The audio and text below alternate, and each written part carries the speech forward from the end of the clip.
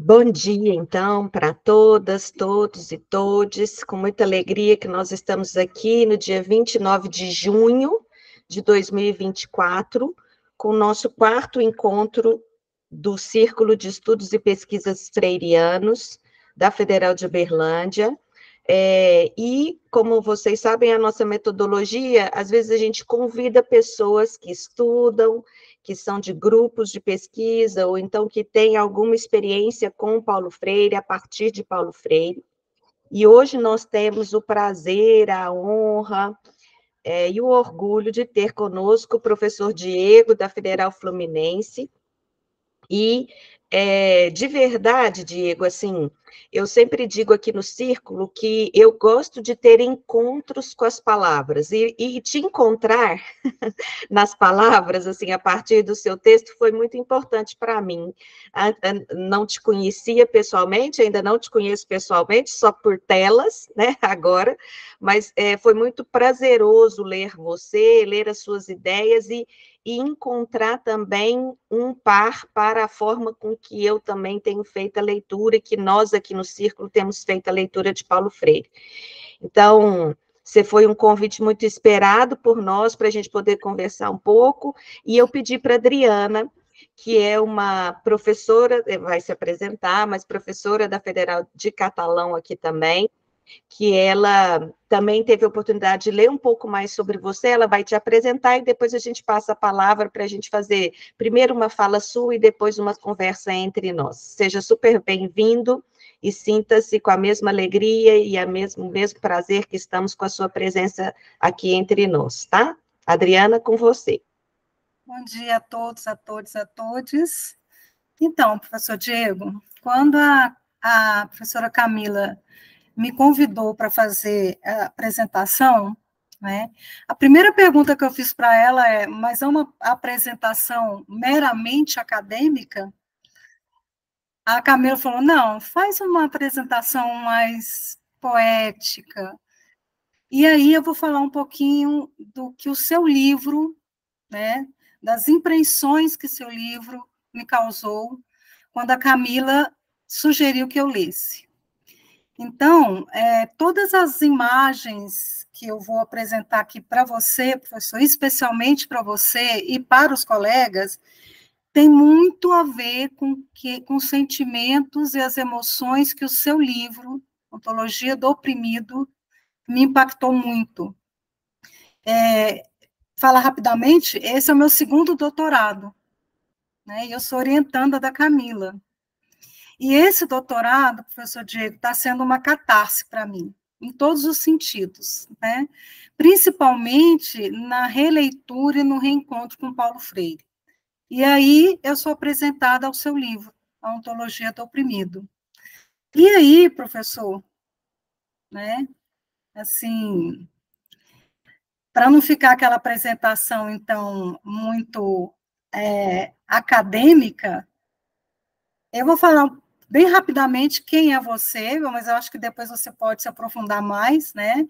Então, você é rio-grandense, né? Você nasceu no Rio Grande do Sul, é professor da Universidade Federal Fluminense, né? Você leciona atualmente didática e prática de ensino.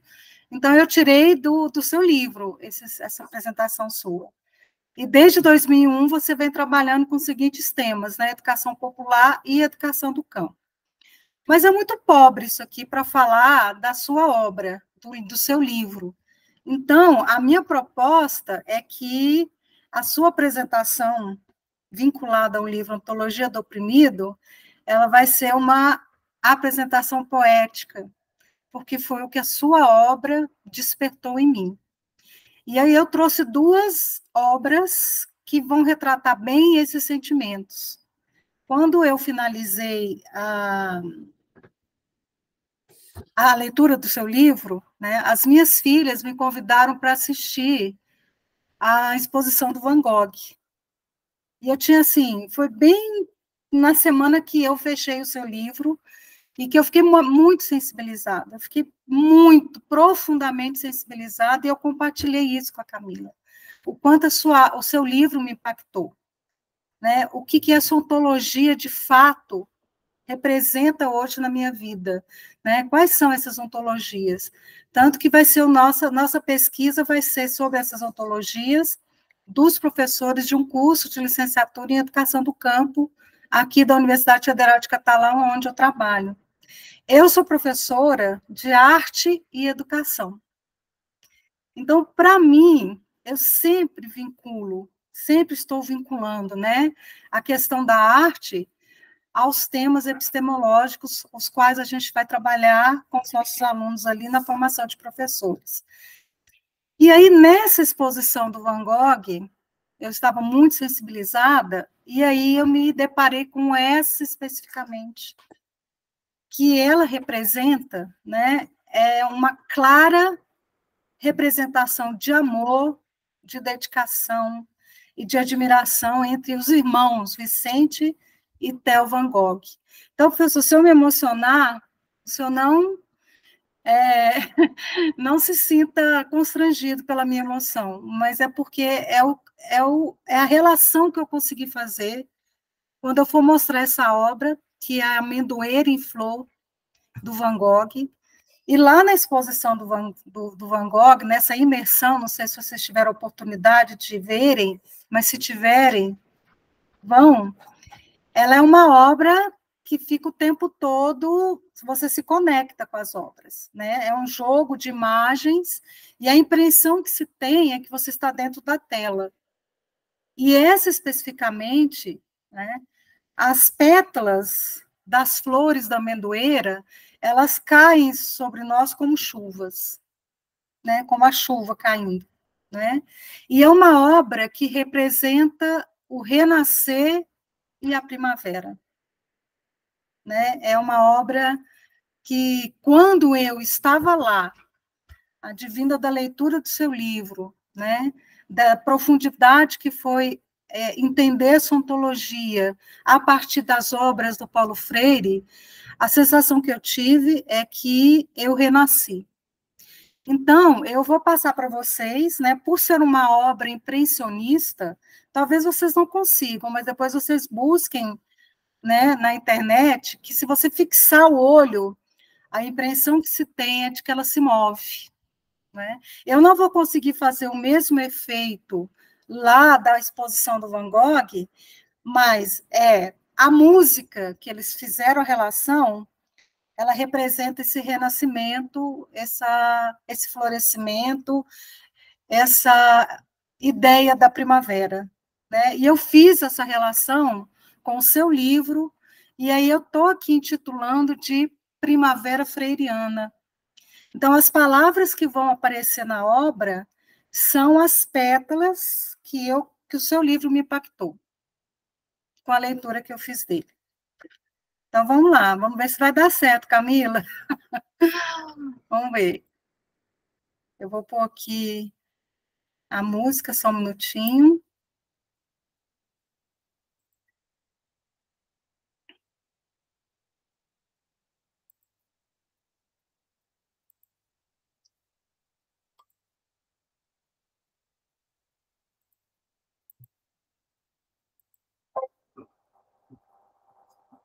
Tá saindo som?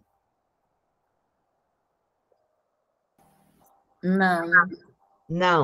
Não? Acho que você vai ter que abrir o som, talvez no... Sim, eu fiz isso. É? Não, não está saindo, Adriana. Não saiu o som? Não? Peraí. Ai, não é possível. Isso aí a gente manda para ele ver com o som, talvez, se a gente não conseguir fazer aqui. Quando eu dava aula online, às vezes acontecia isso. Eu tinha que fechar a apresentação do PowerPoint e abrir, por exemplo, é no YouTube esse som? Não, eu baixei. Tá. Aí eu já não sei. Não é no YouTube. Quando era no YouTube, eu fechava a apresentação e abria o YouTube e dava certo. E agora? Aí, quando baixa, eu não sei. Aquele símbolo do microfonezinho está cortado na imagem. Talvez não é isso? São dois acessos? Não está tocando? Não está tocando? Não, é porque, Adriana, modifica aqui, ó, deixa em alto-falante. Deixa eu pedir ajuda para o meu técnico aqui, gente. Abre aqui. Eu fiz isso. Vai lá, mas desconecta o teu fone, porque ele não está entendendo. Desconectei, então Escolher saída, espalhar dispositivo de saída aqui, ó, emparelhar dispositivo, tá vendo? Isso aqui é reproduzir som, ele está aqui, ele não está na... Eu tirei já, desconectei, ó. Então, desconecta o segundo monitor. Não, aqui.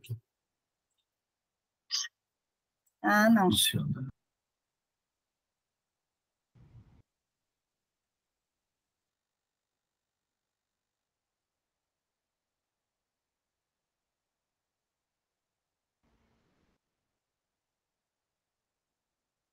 Agora conecta o seu microfone. Vamos ver de novo, porque eu desconectei só para ver se era...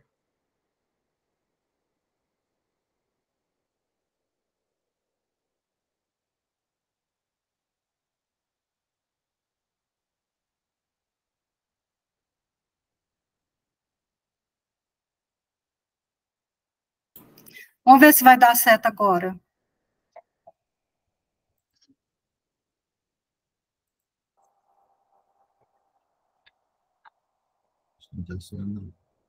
Não deu certo? Ai, Não, vamos sair mesmo, a gente depois manda para ele ouvir, para não sofrer. Então, assim, depois eu mando a apresentação no grupo, Camila, você, por favor, passa para o professor Diego, mas eu acho importante, assim, é uma tela impressionista do Van Gogh, Amendoeira e Flor, que representa essa renovação, que representa essa primavera. E a mensagem que o seu livro me passou, Diego, que eu vou colocar aqui essas pedras, é de que nós sejamos essa amendoeira. Enquanto professores, pesquisadores de Paulo Freire, que a gente possa resistir. Uma outra palavra é esperança. A gente possa ter esperança. E a gente vê o cenário que nós estamos vivendo.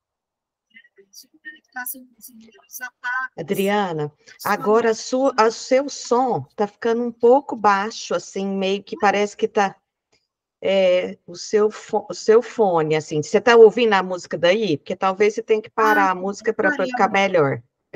Aí. E a libertação, né? Então, ao finalizar o seu livro, professor, eu percebi quantas amarras, né, essas políticas de ataque à educação brasileira, elas têm nos amarrado, nos aprisionado, muitas vezes, em escolhas que têm feito com que a educação brasileira tenha se afastado, né, dessa questão da resistência, da luta, de uma formação de excelência de professores, né, que o processo de formação de professores ele tem se tornado árduo, sofrido, né, e os professores têm sido engolidos por esse processo, por essas políticas, por esses ataques. E quando eu li o seu livro, para entender o que é essa ontologia, né, o que é essa percepção ontológica sobre educação, me veio essa sensação, a gente precisa se libertar dessas amarras. Essa docência amorosa, que ela não é vinculada àquela docência de fazer por amor, não é isso, né? Mas é uma docência de responsabilidade, de compromisso, de entusiasmo, uma relação mesmo, né? Uma relação de cumplicidade, de coletividade entre nós, professores, e os nossos alunos, né? Eu acho que com os grandes desafios que todos nós temos enfrentado lá na educação básica e mesmo no ensino superior, né, tem tido, né, tem feito uma relação muito tumultuada, distanciada, né, principalmente da universidade com a escola. Então, acho que essa docência amorosa é uma docência que ela precisa ser resgatada com urgência, para que a gente possa criar coletividades, né, tendo como Paulo Freire, de fato, o nosso precursor dessa docência amorosa. E o renascer e o florescer. Por isso que eu falo que, para mim, esse momento que eu estou vivendo, que está sendo essa catarse, essa volta, né?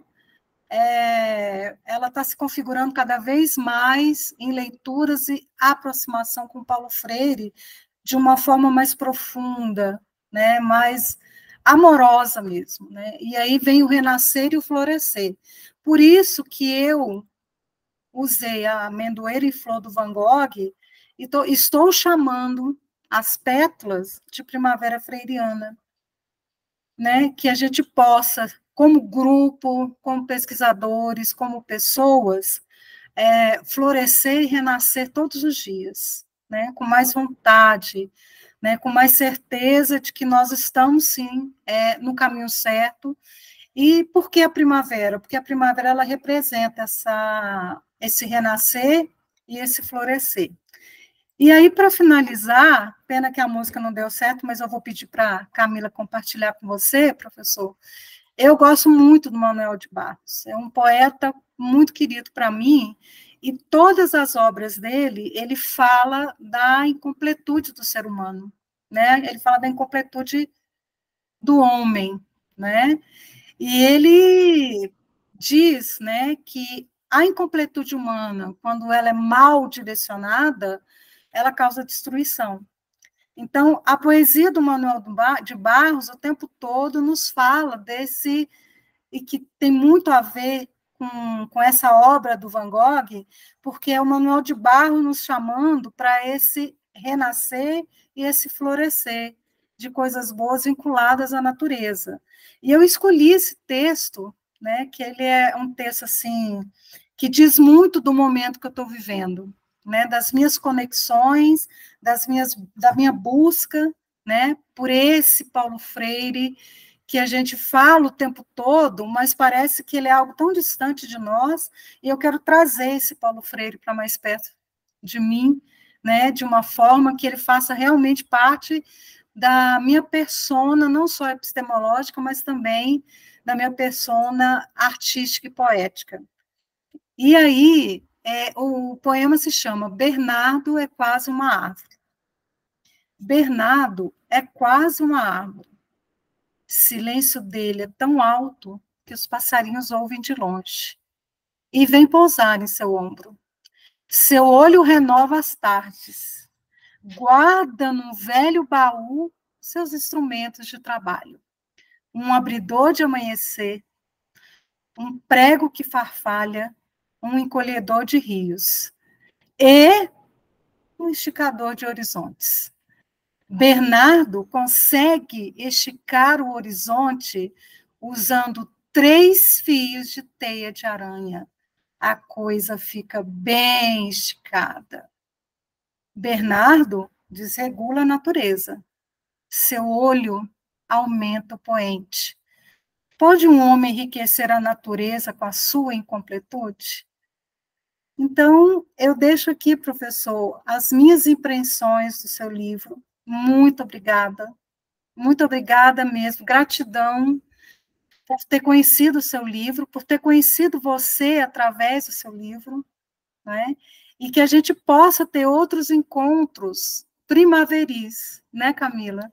Que os nossos encontros, eles sejam primaveris, a primavera freiriana, né? Que essas pétalas, elas se multipliquem cada vez mais, né? E que cada um de nós possa, de fato, representar para os nossos alunos, né, o que é essa ontologia freiriana. Muito obrigada, professor, seja bem-vindo. E eu queria muito que você falasse seu sobrenome, porque eu não dei conta de falar ele, professor, desculpa, eu não consegui. Eu falei para Camila, eu não sei falar o sobrenome dele, não, vou falar só o primeiro nome. Obrigada, professor, seja bem-vindo. E desculpa pela música aí. Obrigada, Adriana. Então, Diego, sinta-se bem recebido, bem acolhido, abraçado por todos nós aqui, e passo a palavra para você. Obrigado, Camila, obrigado, Adriana. Adriano, já passou a mensagem, tá? Mesmo, pode ter certeza que tocou meu coração, sim. E eu acho que essa questão da arte é muito importante, né? É uma potência que talvez a gente esteja num momento bem interessante para entender a potência da arte e tentar ligar ela né, da construção de uma filosofia da educação e também da nossa própria prática pedagógica, né, como um instrumento, uma potência muito grande de educação popular, vejo eu, né? Sabe que eu tenho estudado, né? Eu vou falar do seu resumo antes de agradecer e dar bom dia a todo mundo.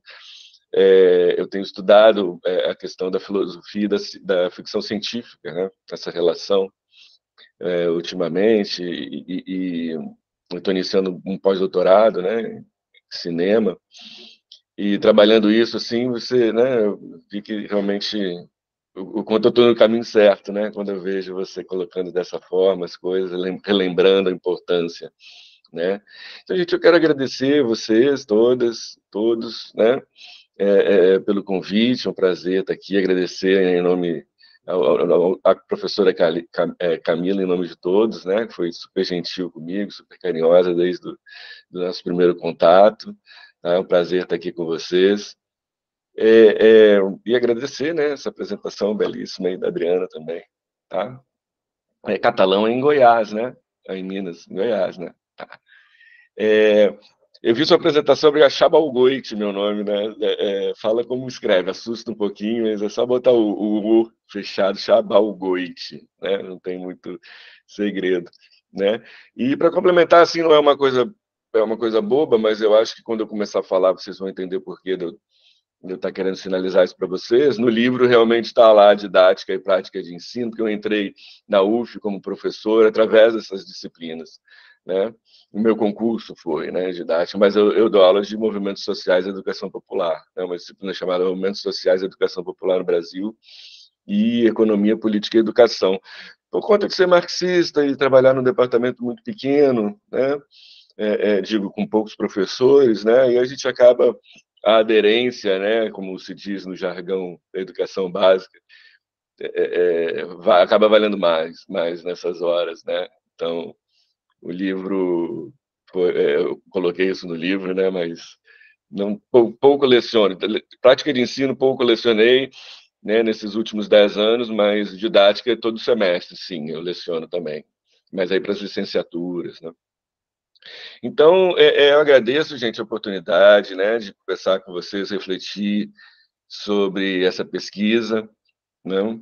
E como eu vi que vocês já estão armados aí até os dentes, né, já leram os textos e tal, e eu já sabia isso porque a professora Camila já tinha me sinalizado, né, me apresentado, feito referência a um texto, né, que eu apresentei lá em Angicos, que era na verdade, um relato de pesquisa da tese, né, que por sinal tá bem sucinto, né, eu reli esse texto, eu tinha um pouco me esquecido dele, mas foi um texto que eu escrevi bem quando eu estava na verve, né, de terminar a pesquisa, então ele ficou bem, né, vai nos pontos certos ali.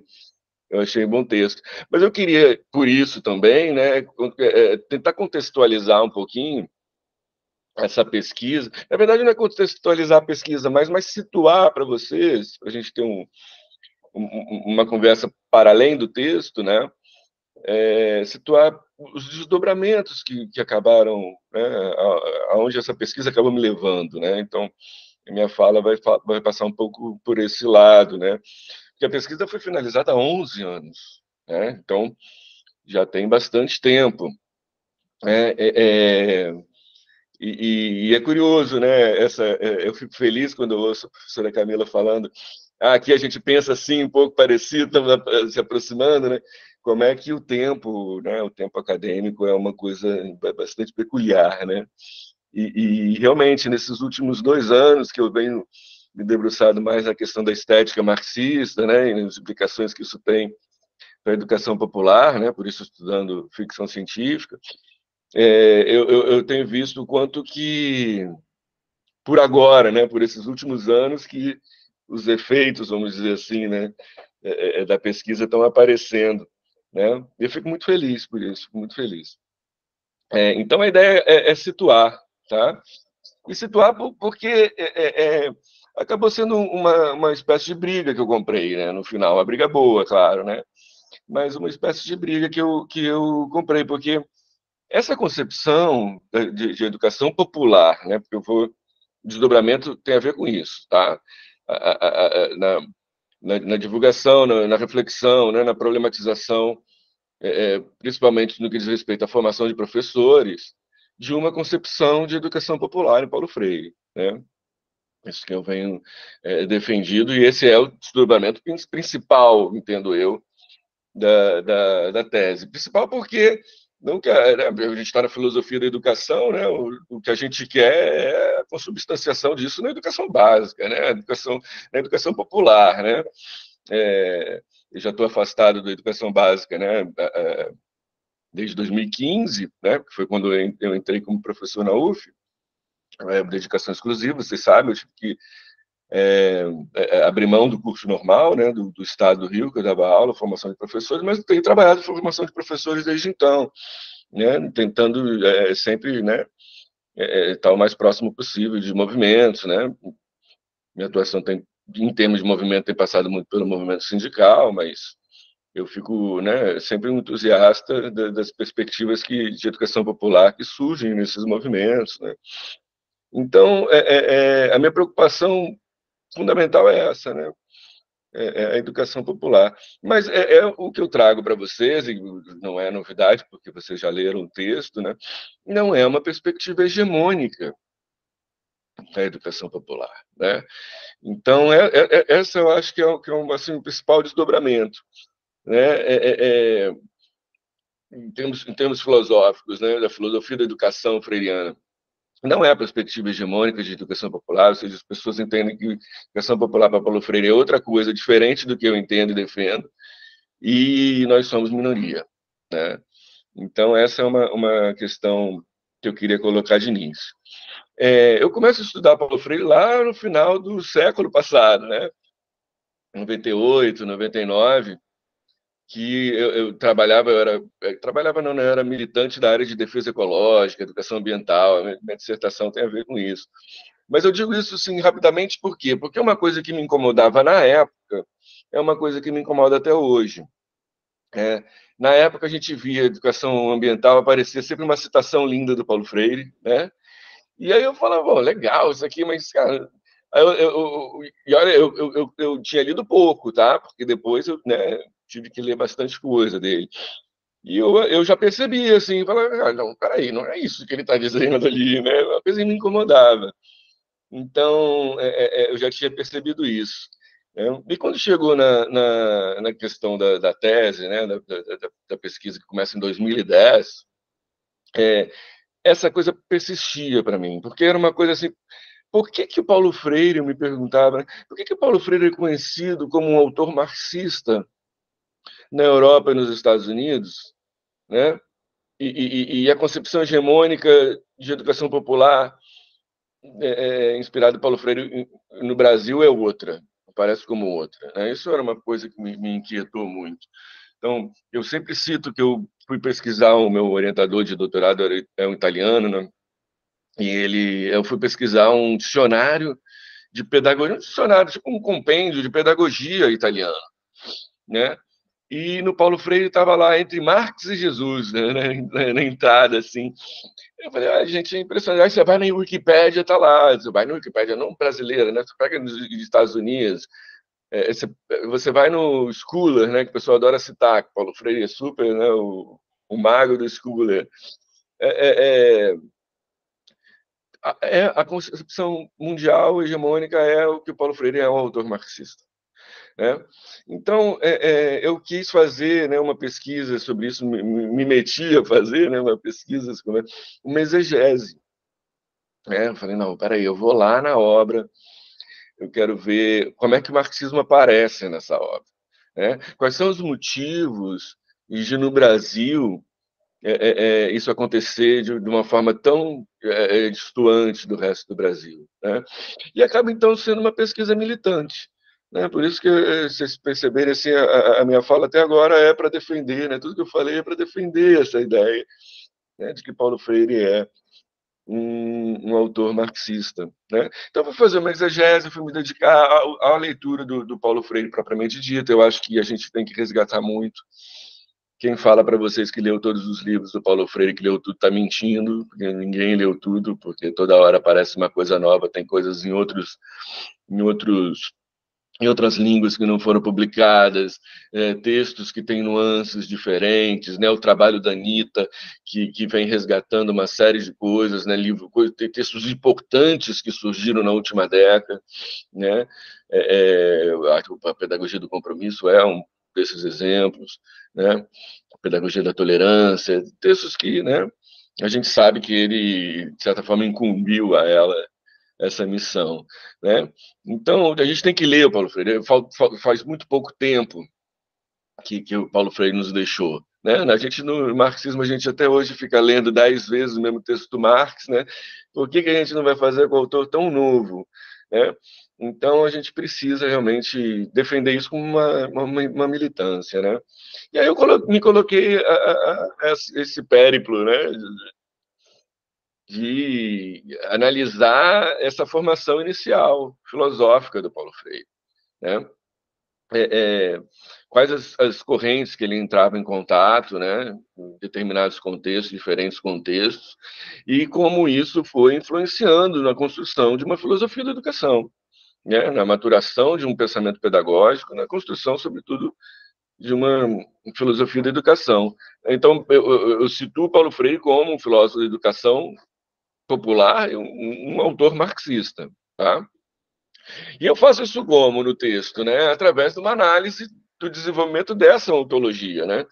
Então, porque eu percebi, no início, Adriana, eu queria estudar a vocação ontológica. Eu tinha aquele conceito, o conceito Paulo Freire fala muito em vocação ontológica, né?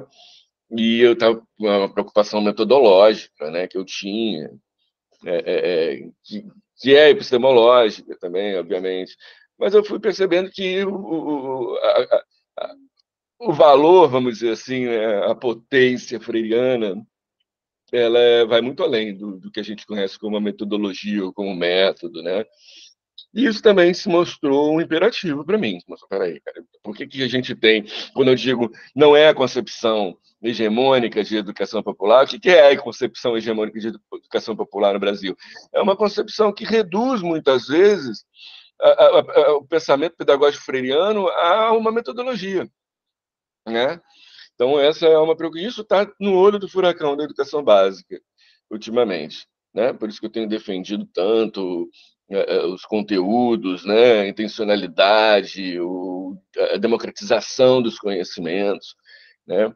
Porque muita gente que trabalha com essa concepção hegemônica da educação popular acha que é a aplicação de uma metodologia. O próprio Paulo Freire questiona isso muitas vezes, né? Então, a maturação dessa filosofia da educação, Paulo Freire, é também a maturação de uma ontologia, né?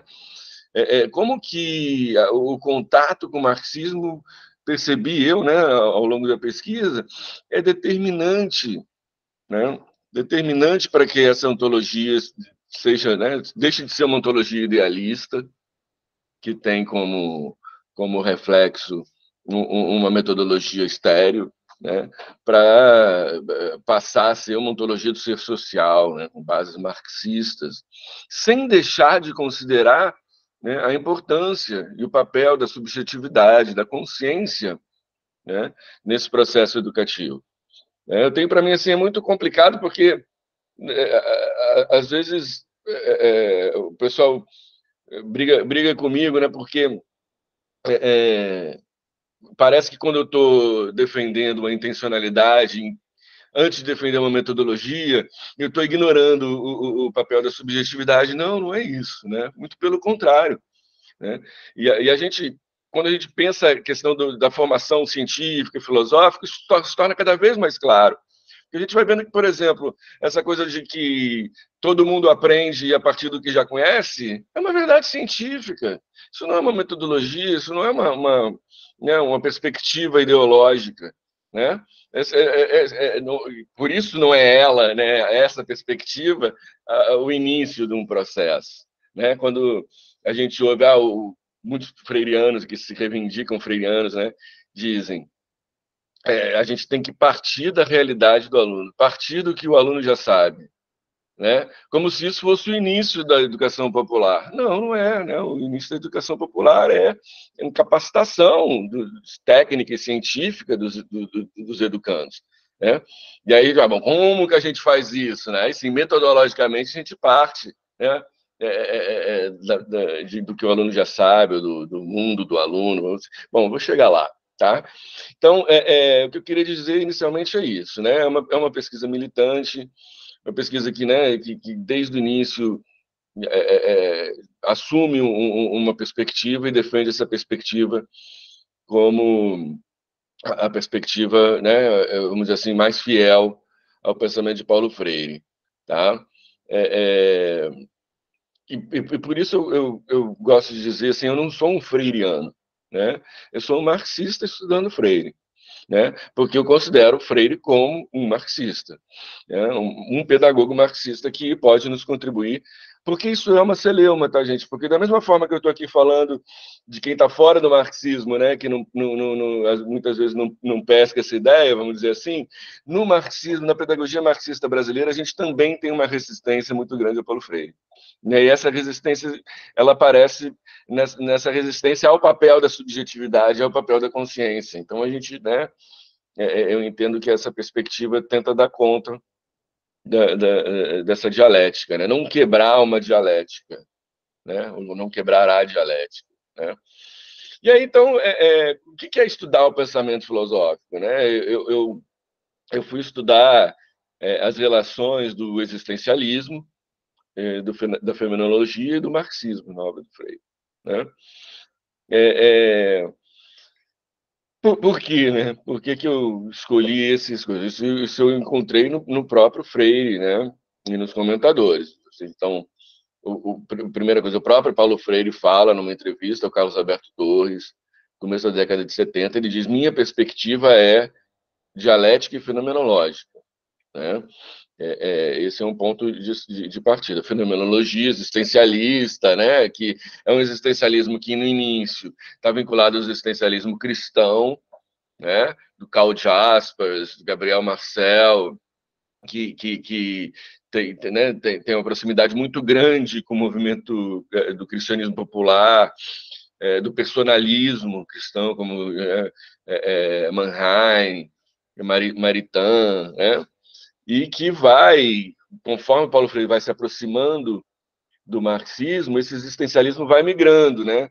Vai migrando para os autores que o Sartre chama dos autores ateus, né? O próprio Jean Paul Sartre, Marcel Merleau-Ponty, Simone de Beauvoir, né? São autores que vão influenciar Paulo Freire. Então, dentro do próprio existencialismo tem essa migração, né? Talvez por isso o Freire fale, né? Minha perspectiva é fenomenológica, né? Porque, de certa forma, ele inclui, né? Ele está incluindo o existencialismo na fenomenologia. Da mesma forma que eu, ao observar, né, o que o Torres fala para a gente, Carlos Alberto Torres fala, Paulo Freire faz uma coisa nova a partir de 3, ele fala 4. Né? Ele fala existencialismo, fenomenologia, dialética hegeliana e materialismo histórico, né? E aí, olha como é que é ideológico isso. Eu já pego o dialética hegeliana e materialismo histórico e chamo de marxismo. Chamo de filosofia da praxis. Por quê? Porque tem justamente para não se perder esse componente, né, do papel da subjetividade para a teoria marxista. Isso está em Marx, né? Isso não é uma... A gente tem... Eu não vou entrar aqui no mérito, mas a história do marxismo também dá as suas caminhadas na direção oposta, né? Do estruturalismo, isso acaba se tornando um problema, tá? Então, enfim, essa questão, né, os exemplos está muito lá no texto, né? Eu não vou falar do que é existencialismo, fenomenologia e tal, mas depois, se vocês quiserem conversar sobre isso, eu estou à disposição, tá? Então, como é que funcionou, né? A tese está lá no textinho de relato de pesquisa, que vocês leram, está explicadinho ali como é que a tese funcionou, né? Eu parto da ideia do Carlos Alberto Torres. Carlos Alberto Torres diz, o Paulo Freire entrelaça, né, grandes correntes filosóficas do seu tempo, com as quais ele toma contato, são elas, né? O existencialismo, a fenomenologia e o marxismo, e daí sai algo novo, né? E eu falei, bom, cara, o Carlos Alberto Torres é, para mim, um dos maiores. Eu falei, não, vou pesquisar, vamos partir daí, né? Mas aí, nesse caminho, eu vou topar, né? Vou me surpreender, vou, né, me fascinar com essa questão que eu vou chamar de ontologia do oprimido, né? Essa surpresa no meio do caminho, né? Eu comecei a ver que não dava conta, aquela explicação do Torres não dava conta, principalmente tendo a análise marxista tendenciosa, né? Que era o que eu trazia ali, vamos dizer, inicialmente, era o que me diferia da perspectiva do Torres, né? Eu queria, não, mas peraí, eu quero ver onde é que o marxismo entra aqui, onde é que o marxismo, né, influencia, né? E a questão do decolonialismo, né, se colocou como muito... não tinha como ignorar isso, né? A diferença talvez tivesse ali, pensei eu inicialmente, né? Nessa ideia do decolonialismo, né? Nessa perspectiva decolonial diversa. E é uma outra coisa muito interessante, porque eu estava falando do marxismo no início, o Paulo Freire marxista no início, e a gente vê também todo o movimento do que hoje é, de certa forma, um campo, né, que é o campo decolonial. Se a gente pega os primeiros autores do final do século passado, né, que foi quando teve esse boom, é claro que a gente tem autores, né, o pensamento decolonial muito anterior, né, se a gente considerar Simão Bolívar, José Martí, né, entre outros, né, Mariátegui, enfim. Mas a gente tem um certo boom ali em torno de uma galera, né, Aníbal Quijano, Henrique Dussel, né, e quando eu fui pesquisar esse pessoal, eu vi que era consenso entre eles que Paulo Freire era, junto com Orlando Falsborda, Paulo Freire seria um das maiores referências do pensamento decolonial, né, na América do Sul. E aí me pergunto, por que no Brasil não se fala nisso, né? Claro, o Brasil tem uma peculiaridade, o pensamento decolonial não existe no Brasil, praticamente, né? Claro, né, não estou ignorando as pesquisas sérias que existem nas universidades, mas não é uma coisa corrente no nosso dia a dia como é nossos países vizinhos, né? Então isso também me chamou muito a atenção, né? Claro, também é uma questão que tem que ser militada, vamos dizer assim, né? Quando a gente diz que Paulo Freire é uma influência, né? Tem muita gente, quando eu vou dar aula, né, muitas vezes eu dou aula de São Paulo Freire, né, na graduação, e eu vejo muito essa confusão, esse anacronismo. O pessoal fala, não, Paulo Freire aprendeu muito, bebeu muito na teologia da libertação, né?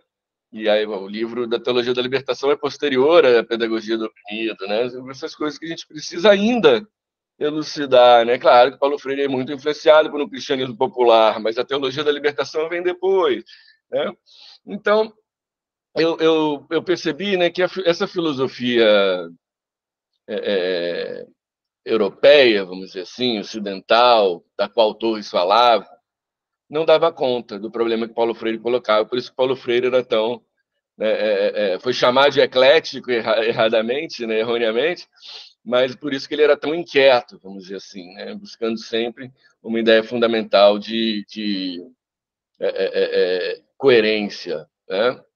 E vamos dizer assim, né, vamos dizer assim, mais rudimentarmente didático, né? Que a Adriana já tinha falado um pouco de epistemologia, né? Então, uma filosofia, ela pode ser entendida a partir de duas questões que sempre se apresentam no seu enunciado: uma ontologia e uma epistemologia.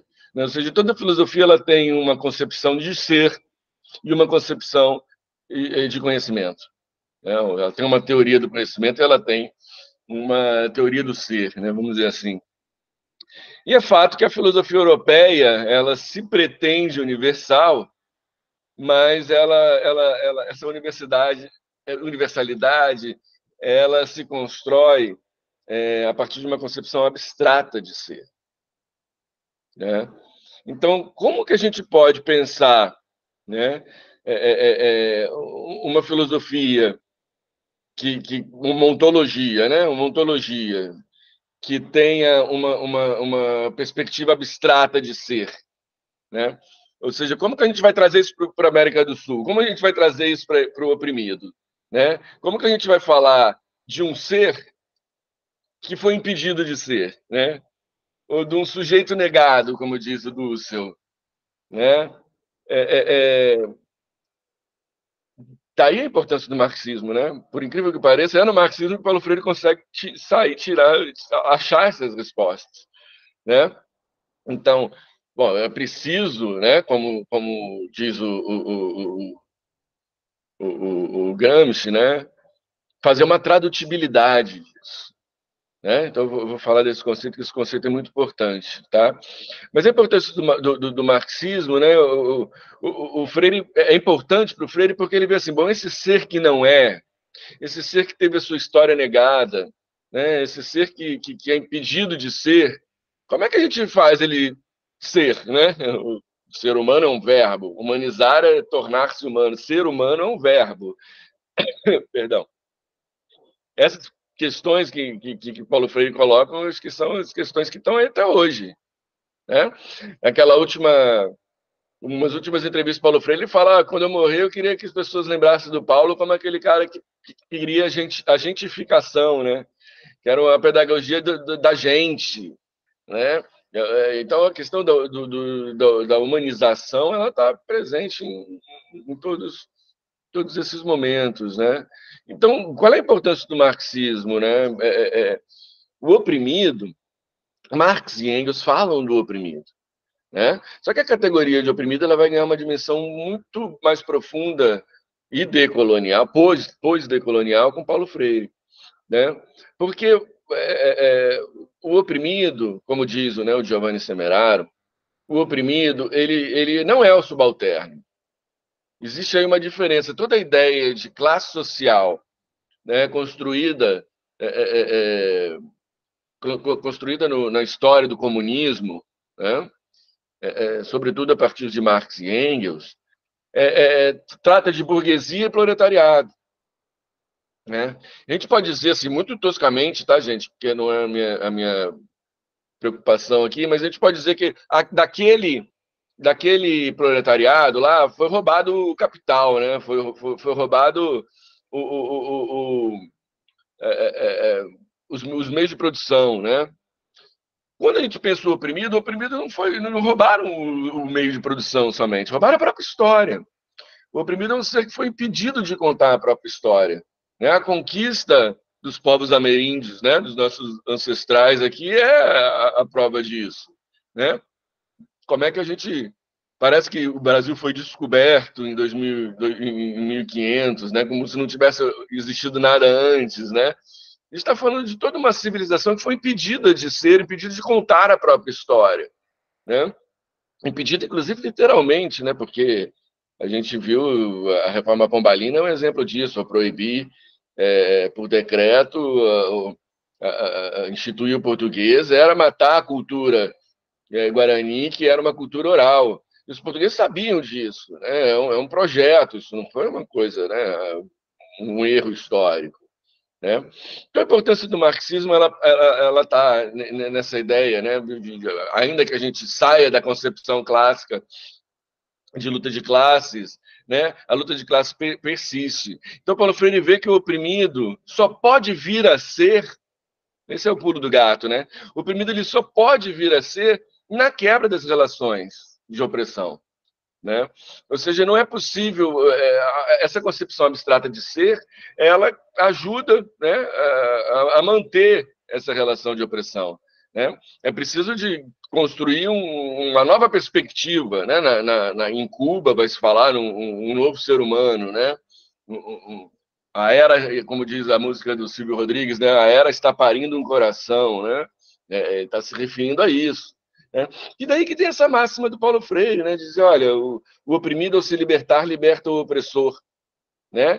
Que foi lá que a Adriana falou também, esse amor, né? Esse amor, não é amor que o Paulo Freire fala na Pedagogia do Oprimido, ele cita o Che Guevara para falar de amor.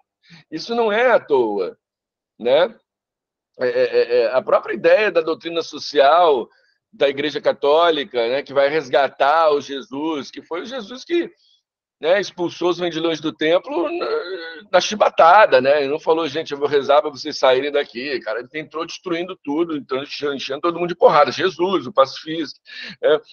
Então, essa concepção de amor, né, é importante. E aí as pessoas, o oprimido vai se libertar, vai libertar o opressor. Não, provavelmente, se for uma revolução, que era o que estava colocado na época, o opressor vai morrer. Né? O que Paulo Freire quer dizer com o oprimido ao se libertar, liberta o opressor? Porque o oprimido só pode se libertar se ele construir algo novo, um mundo diferente em que não haja essa relação de opressão. Então, nesse mundo, né, de esperança, né, esperançado, vamos dizer assim, o oprimido se libertou e não tem mais opressor. Né? Então, a gente tem que cuidar dessa coisa do Paulo Freire Paz e Amor, né? Do Paulo Freire Beijinho e Abraço, porque é bonito, né? É muito bonito, é muito poético, né? Então a gente precisa, quando faz essas reflexões, né, não tirar os pés do chão, né? Colocar os dois pés no chão, mas é a materialidade, né? Depois a gente tem que discutir a questão da educação na materialidade. As pessoas, não é à toa que o status quo está sempre discutindo uma metodologia nova, ou inovação, aquelas professoras brilhantes que fazem inovação na educação básica, né? Nunca discutindo o chão materialista, né? Que é condições, salário para professor, formação para professor, condição de trabalho para professor, democratização de conhecimento para os alunos, né? E aí a gente vê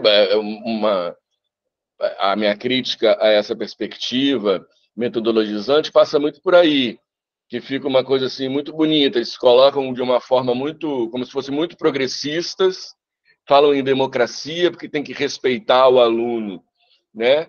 E isso se coloca em detrimento da democratização dos conteúdos, dos conhecimentos, né? Eu defendo que respeitar o aluno é fazer o aluno entrar em contato com o patrimônio cultural organizado, né? Isso é respeitar o aluno, né? Claro que todo mundo vai respeitar o aluno. Eu não preciso xingar o aluno, fazer ele ajoelhar no milho para ele ter isso, né? Mas eu não posso, não, vamos lá, vamos entrar na sala de educação infantil, vamos jogar uma bolinha lá no meio, vamos ver o que as crianças vão fazer e vamos a partir daí. A gente não tem como fazer isso, né? Então, da mesma forma que a gente tem uma filosofia que nos orienta historicamente, né, que é a partir de concebida a partir de uma concepção, perdão, a tautologia, concepção abstrata de ser, a gente também vai ter pedagogias que vão lidar com isso. Como, por exemplo, a gente pensar toda uma pedagogia da infância, na formação dos nossos alunos de graduação pedagogia, embasada nas teorias lá da escola da Ponte, em Portugal, né, as coisas da Noruega. Por isso que eu falei antes da gente entrar aqui, né, que eu estava brincando, pô, o Lula está parecendo a rainha da Inglaterra, né? Ele entra, foi fazer aquele discurso lá com os reitores, pô, mas o que está acontecendo, né? Tipo assim, e o ministro da Educação agindo como se a gente estivesse na Noruega, na Finlândia, né, na Suíça. É complicado, né? Bem complicado isso, né? Então, essa ideia de Freire é uma ideia de tradutibilidade. O Gramsci, né, ao voltar, né, do período que ele fica com Lenin, né, na Revolução Soviética, volta para a Itália para orientar o Partido Comunista Italiano, ele diz isso, ele diz que nós precisamos fazer a tradutibilidade do marxismo, né, do marxismo, do comunismo soviético. Né? Ou seja, a gente tem que trazer a dimensão de teoria e praxis, né? Dimensão de praxis, né? De teoria e prática para a nossa realidade. Né? Mas, vamos dizer assim, a forma dialética, né, ela vai persistir. A ideia de que, olha, a transformação das consciências ela tem que caminhar com a transformação da realidade. né? A frase do Gramsci é: a transformação da realidade caminha junto com a transformação das consciências que operam nessa realidade, né? Então, isso leva a uma nova pedagogia, né? Isso leva a uma nova concepção de educação popular, né? Então, a gente, para falar um pouco, né, dessas, que eu já vou terminar para a gente poder conversar mais, para falar um pouco dessas perspectivas, né, melhor dizendo, do desenrolar, né, dos frutos assim que eu continuo pesquisando depois disso, né, eu tenho identificado duas grandes concepções de educação popular, né, presentes aí no Brasil. Uma que é essa, que é embasada ainda muito nas ações e nas experiências antes de 1964, né? Daí a educação de jovens e adultos, a educação, o chamado método Paulo Freire, né? É o arcabouço, né, desse pessoal. A gente, é claro, tem problemas em relação a isso, porque o pensamento de Paulo Freire foi muito divulgado. Isso é uma coisa que eu até avento lá no livro, mas é uma coisa que, né, evidentemente é uma reflexão, não tem base científica para isso. Mas eu tenho para mim que muito da divulgação do pensamento de Paulo Freire foi feita através de dois livros que fizeram muito sucesso no começo da década de 1980, que foi o de Paulo Freire e o Nacional Desenvolvimentismo, da Vanilda Paiva, e o do Dermeval Saviani, o Escola e Democracia. Gente, Escola e Democracia, o Saviani chega a se referir ao Paulo Freire como uma escola nova popular, escola novismo popular ou algo parecido. Gente, isso é uma loucura. Mas por quê? Porque esses dois autores eram muito novos, né, e fizeram todas as suas experiências, todas as suas reflexões sobre Paulo Freire, sobre as experiências antes de 64. Tá? Então, a gente acaba tendo, tanto do ponto de vista do marxismo, esses autores são autores marxistas, quanto do ponto de vista de uma educação popular subjetivista, idealista no Brasil. Essa ideia de que, né, a gente tem que partir do aluno e até decidir conteúdo junto com o aluno, né? Isso eu compreendo isso como um erro muito grave, né? Eu costumo citar o Paulo Freire no CIM, no seminário, né, indígena, né? Uma vez ele estava, ele conta a história que ele estava no seminário dando, né, uma conferência, e levanta um indígena Iranche, né, e diz assim para ele: olha, professor, a gente não precisa saber, você não precisa dizer para a gente o que é ser Iranche, né? Ele está dizendo: a gente não precisa de afago identitário, né? O que a gente precisa é que você nos ensine o conhecimento que o branco tem e porque tem nos oprime, né? Eu acho que essa fala ela é muito importante, porque mostra para a gente a gente caiu num culturalismo, numa sopa cultural pós-moderna que não leva a gente a lugar nenhum. Me perdoe, né, quem não concorda com isso. Eu fico feliz quando eu li o texto que a Camila me mandou, que era encontro, né? O encontro separado. Eu falei: caramba, será que elas estão me chamando porque elas não concordam comigo e a gente vai ficar discutindo? E eu acho isso fundamental. Isso acabou na nossa academia, né? E a gente precisa fundamentar as nossas teorias também na crítica das outras teorias. Isso é uma coisa importante, né? Então, essa perspectiva subjetivista, idealista, ela é subjetivista, ela é idealista porque ela é pautada numa ontologia abstrata, né? Pautada no aluno, né? Aí não vamos chamar de aluno, vamos chamar de criança, como se isso mudasse a coisa, né? Né? E, por outro lado, a gente tem uma outra perspectiva. Essa perspectiva, que eu critico, ela reduz a educação popular à aplicação de um método. Se você pergunta para 10 pessoas que trabalham com essa perspectiva, elas vão te dizer: o que caracteriza a educação popular é um método. Algumas vão te dizer ainda: educação popular é um método, é metodologia, né? Eu discordo completamente disso. né? A perspectiva que eu defendo é a perspectiva que está lá, que o próprio Paulo Freire nos diz, com o Adriano Nogueira, no livro chamado O que Fazer, que ele diz o que é definição de educação popular, ele vai nos dizer ali. Né? Claro que a definição de isso tem tudo a ver com filosofia, né? Lá antes de 64, as experiências de educação de jovens e adultos, né? O arcabouço teórico que Freire tem ali é o arcabouço idealista, né? Do existencialismo cristão, como eu já disse para vocês, né? Da perspectiva própria trazida do cristianismo popular, né? Muito corajoso, o cristianismo popular daquela época, né? Mas só quando é armado com o marxismo que vai começar a entender isso, já na pedagogia do oprimido. Mas na década de 80 no Brasil, todo aquele caldo da redemocratização, da disputa de hegemonia, da construção do partido político, dos movimentos sociais como representantes, representantes e construtores, né, de um projeto de país que representasse os interesses das camadas populares, um novo tipo de educação popular vai surgir ali. Né? Uma nova perspectiva. E o Paulo Freire coloca com o Adriano Nogueira assim, de uma forma muito simples. Ele diz, olha, a educação popular é a capacitação técnica e científica das camadas populares. Tá? Educação técnica e científica das camadas populares, segunda coisa, para tomar o poder. Ou seja, a educação popular ela tem que servir para formar dirigentes. Eu sempre faço essa brincadeira, né? Imagina daqui a 40 anos quem vai ser nosso presidente ou presidenta do Brasil. Essa criança hoje tem 4 anos. Ela está estudando aonde? Né? Ela está estudando na escola pública de Catalão ou ela está estudando na escola de elite de São Paulo? Né? Então, que escola dual é essa? Quais as consequências dessa escola dual? Né? Então, a escola popular ela tem que pensar isso, a formação do dirigente, né? Que é aquilo que o Irange falou, a gente quer ter acesso ao mesmo conteúdo, ao mesmo conhecimento, à mesma base que vocês têm. Né? Então, uma intencionalidade, né?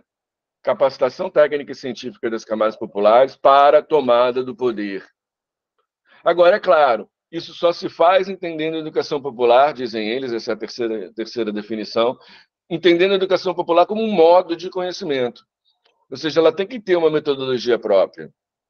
Paulo Freire diz isso num outro livro, a metodologia que dá suporte à educação das classes populares não pode ser a mesma metodologia que dá suporte à educação das classes dominantes. Né? Então, um adolescente é um adolescente em qualquer lugar. Ele tem 15 anos, ele vai estudar física às 7 horas da manhã, ele vai achar aquilo um saco. Né? Só que o aluno da escola de elite, ele sabe que aquilo ali sendo um saco que não vai servir para nada para ele, é um fundamento, né? É uma construção necessária para que ele vá para a universidade, assuma o lugar lá, porque o pai dele é engenheiro, o pai dele é advogado, é promotor, é médico. Né? O aluno da escola pública também é um adolescente que foi dormir 3 horas da manhã vendo TikTok. E vai acordar e vai ter a aula da mesma... Ele não vai, com essa metodologia, ele não vai se interessar.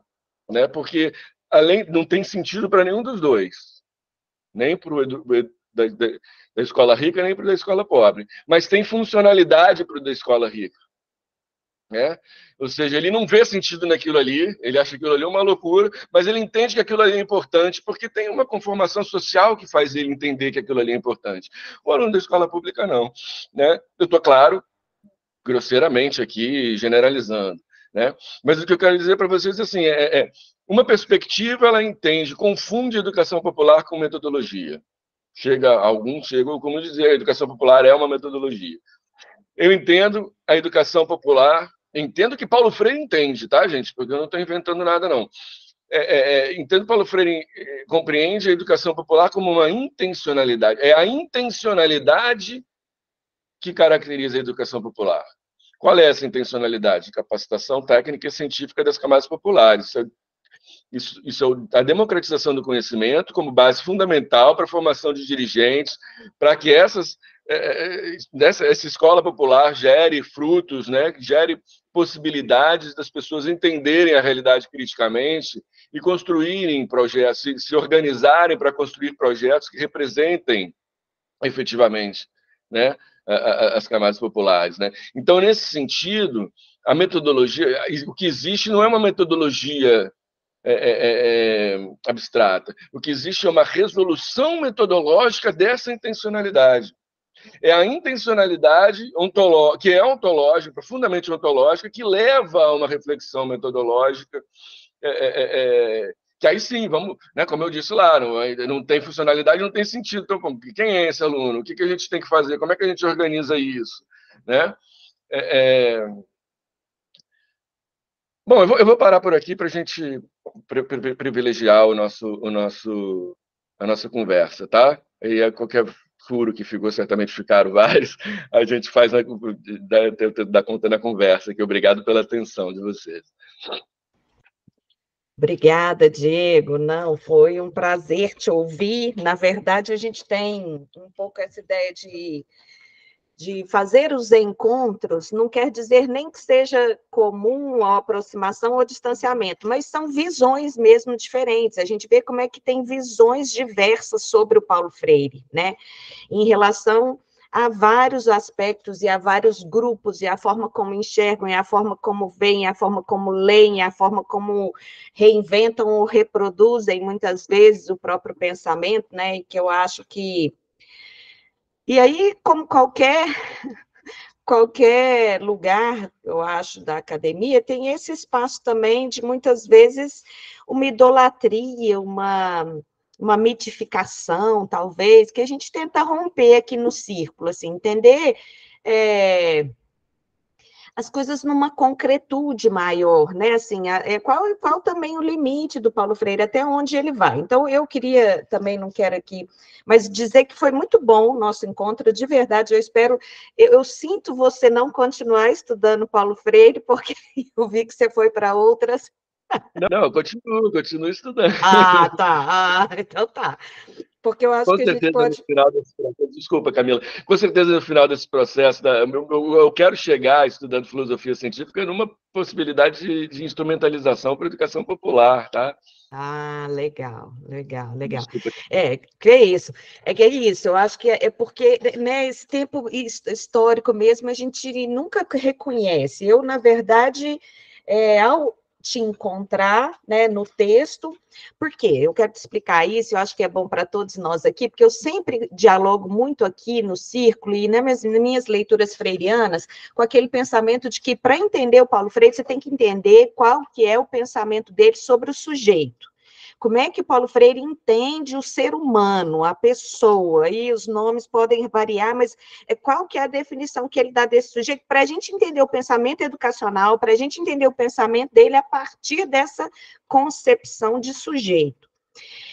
Mas isso, para mim, começou a ficar ainda frágil, né? Porque aí eu até uso sempre aquela frase dele do Educação e Mudança, que para a gente entender ou discutir educação, a gente precisa primeiro compreender o homem, ou compreender né, essa concepção, e tanto é que você vê a minha busca, assim, em relação a isso, eu fui buscar os autores que Paulo Freire usa, especialmente no Educação e Mudança, para compreender essa sua definição de sujeito, quem é esse sujeito freiriano, e como esse sujeito freiriano se desenha.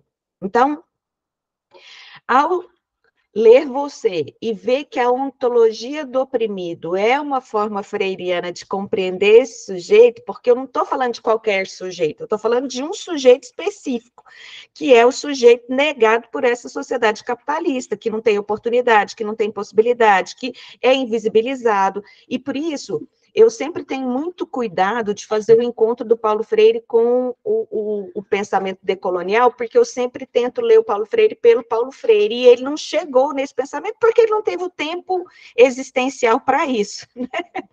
Mas eu concordo que a gente vê, tanto que a Letícia está aqui também me orientando, ela vai fazer um pouco essa relação entre...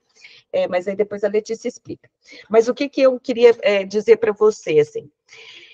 Eu acho que a grande busca que a gente tem é de tentar estabelecer essa coerência entre o pensamento do Paulo Freire em três, quando você falou aí que a filosofia se preocupa com a ontologia e com a epistemologia, Nós, do campo da didática, da pedagogia, nós também nos preocupamos com a metodologia, a tríade, né? A ontologia, a epistemologia e a metodologia, para pensar, porque também acho que é coerente com esse, que você também fala no seu texto, do que fazer freiriano, porque para ele, a transformação não se dá no pensamento, ela se dá numa ação concreta, né? Numa ação real desse cotidiano, dessa situação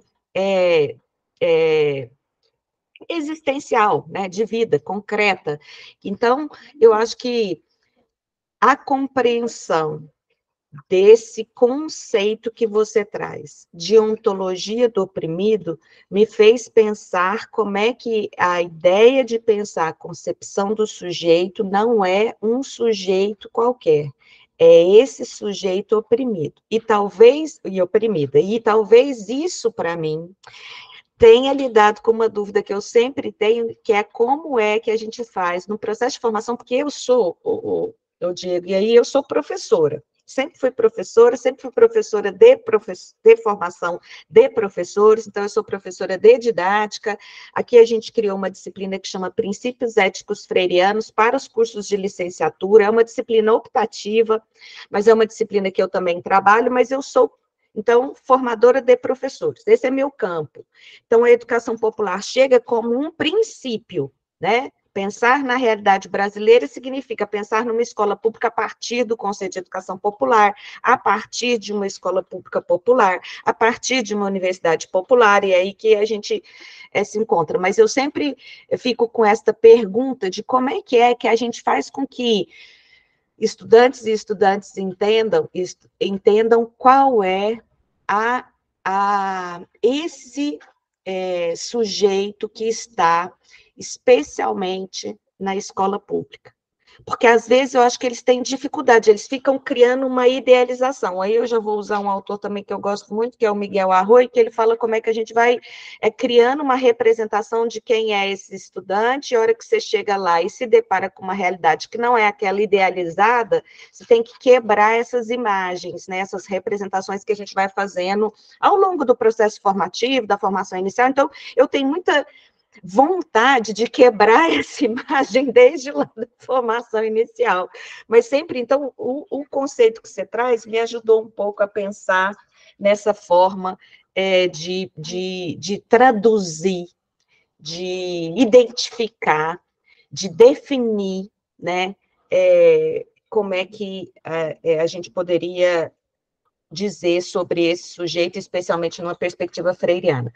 Eu só queria, então, dizer para você, nessa questão, especialmente do marxismo também, e aí eu tenho que te dizer, para você entender, né, meu lugar, eu fiz o doutorado na PUC de São Paulo, no programa de Educação e Currículo, que foi o programa que Paulo Freire frequentou, que tinha muita gente ali que viveu com o Paulo Freire, que esteve com o Paulo Freire. Então, eles têm muito cuidado em dizer sobre o Paulo Freire aqui ou acolá.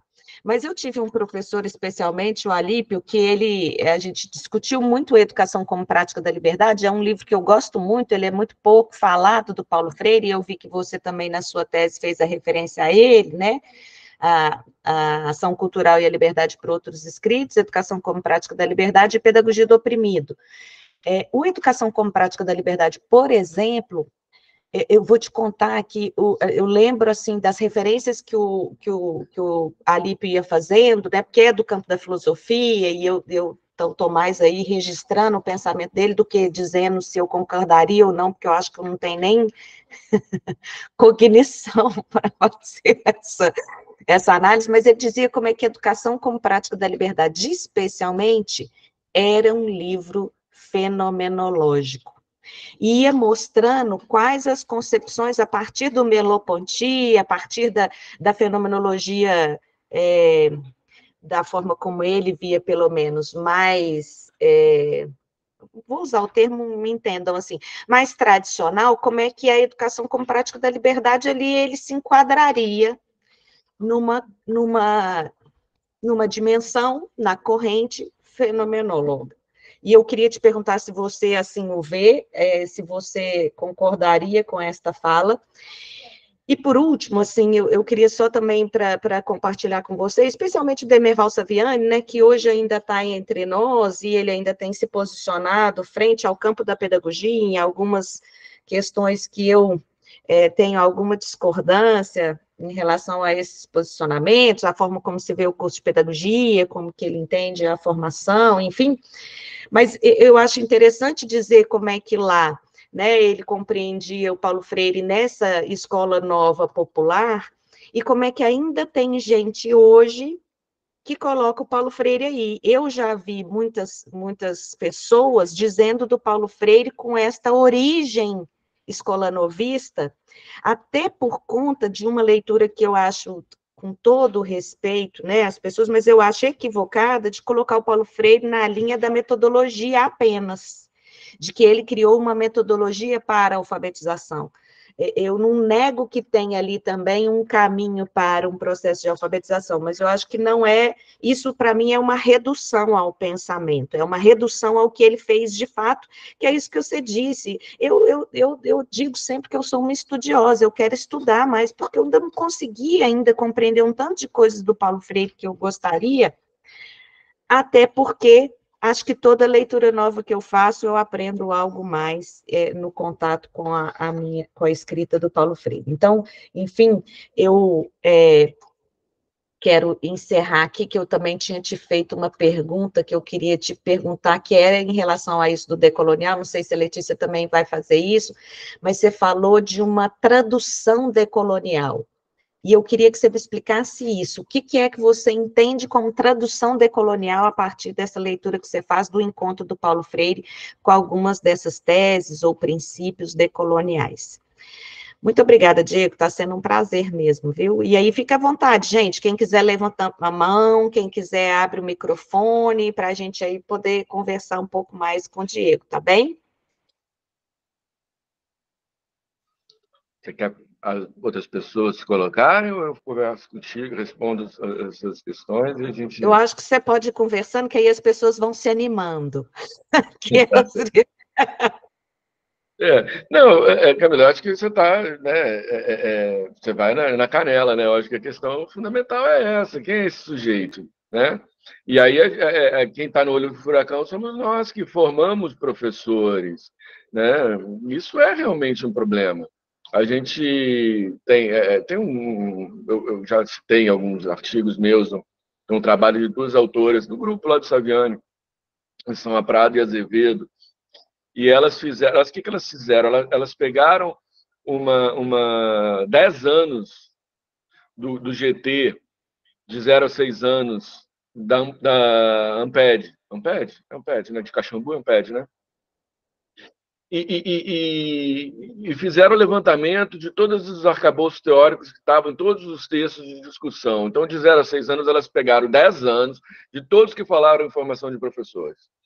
E, tipo assim, era a maioria absoluta, mais de 90%, eu não lembro agora, já tem um tempo que eu fiz referência a esse artigo, mas de cada 10, 9 eram focados na ideia da pedagogia da infância, né, da concepção Reggio Emília, né, daquela coisa que é importada da Escola da Ponte, que é importado no Brasil como, né?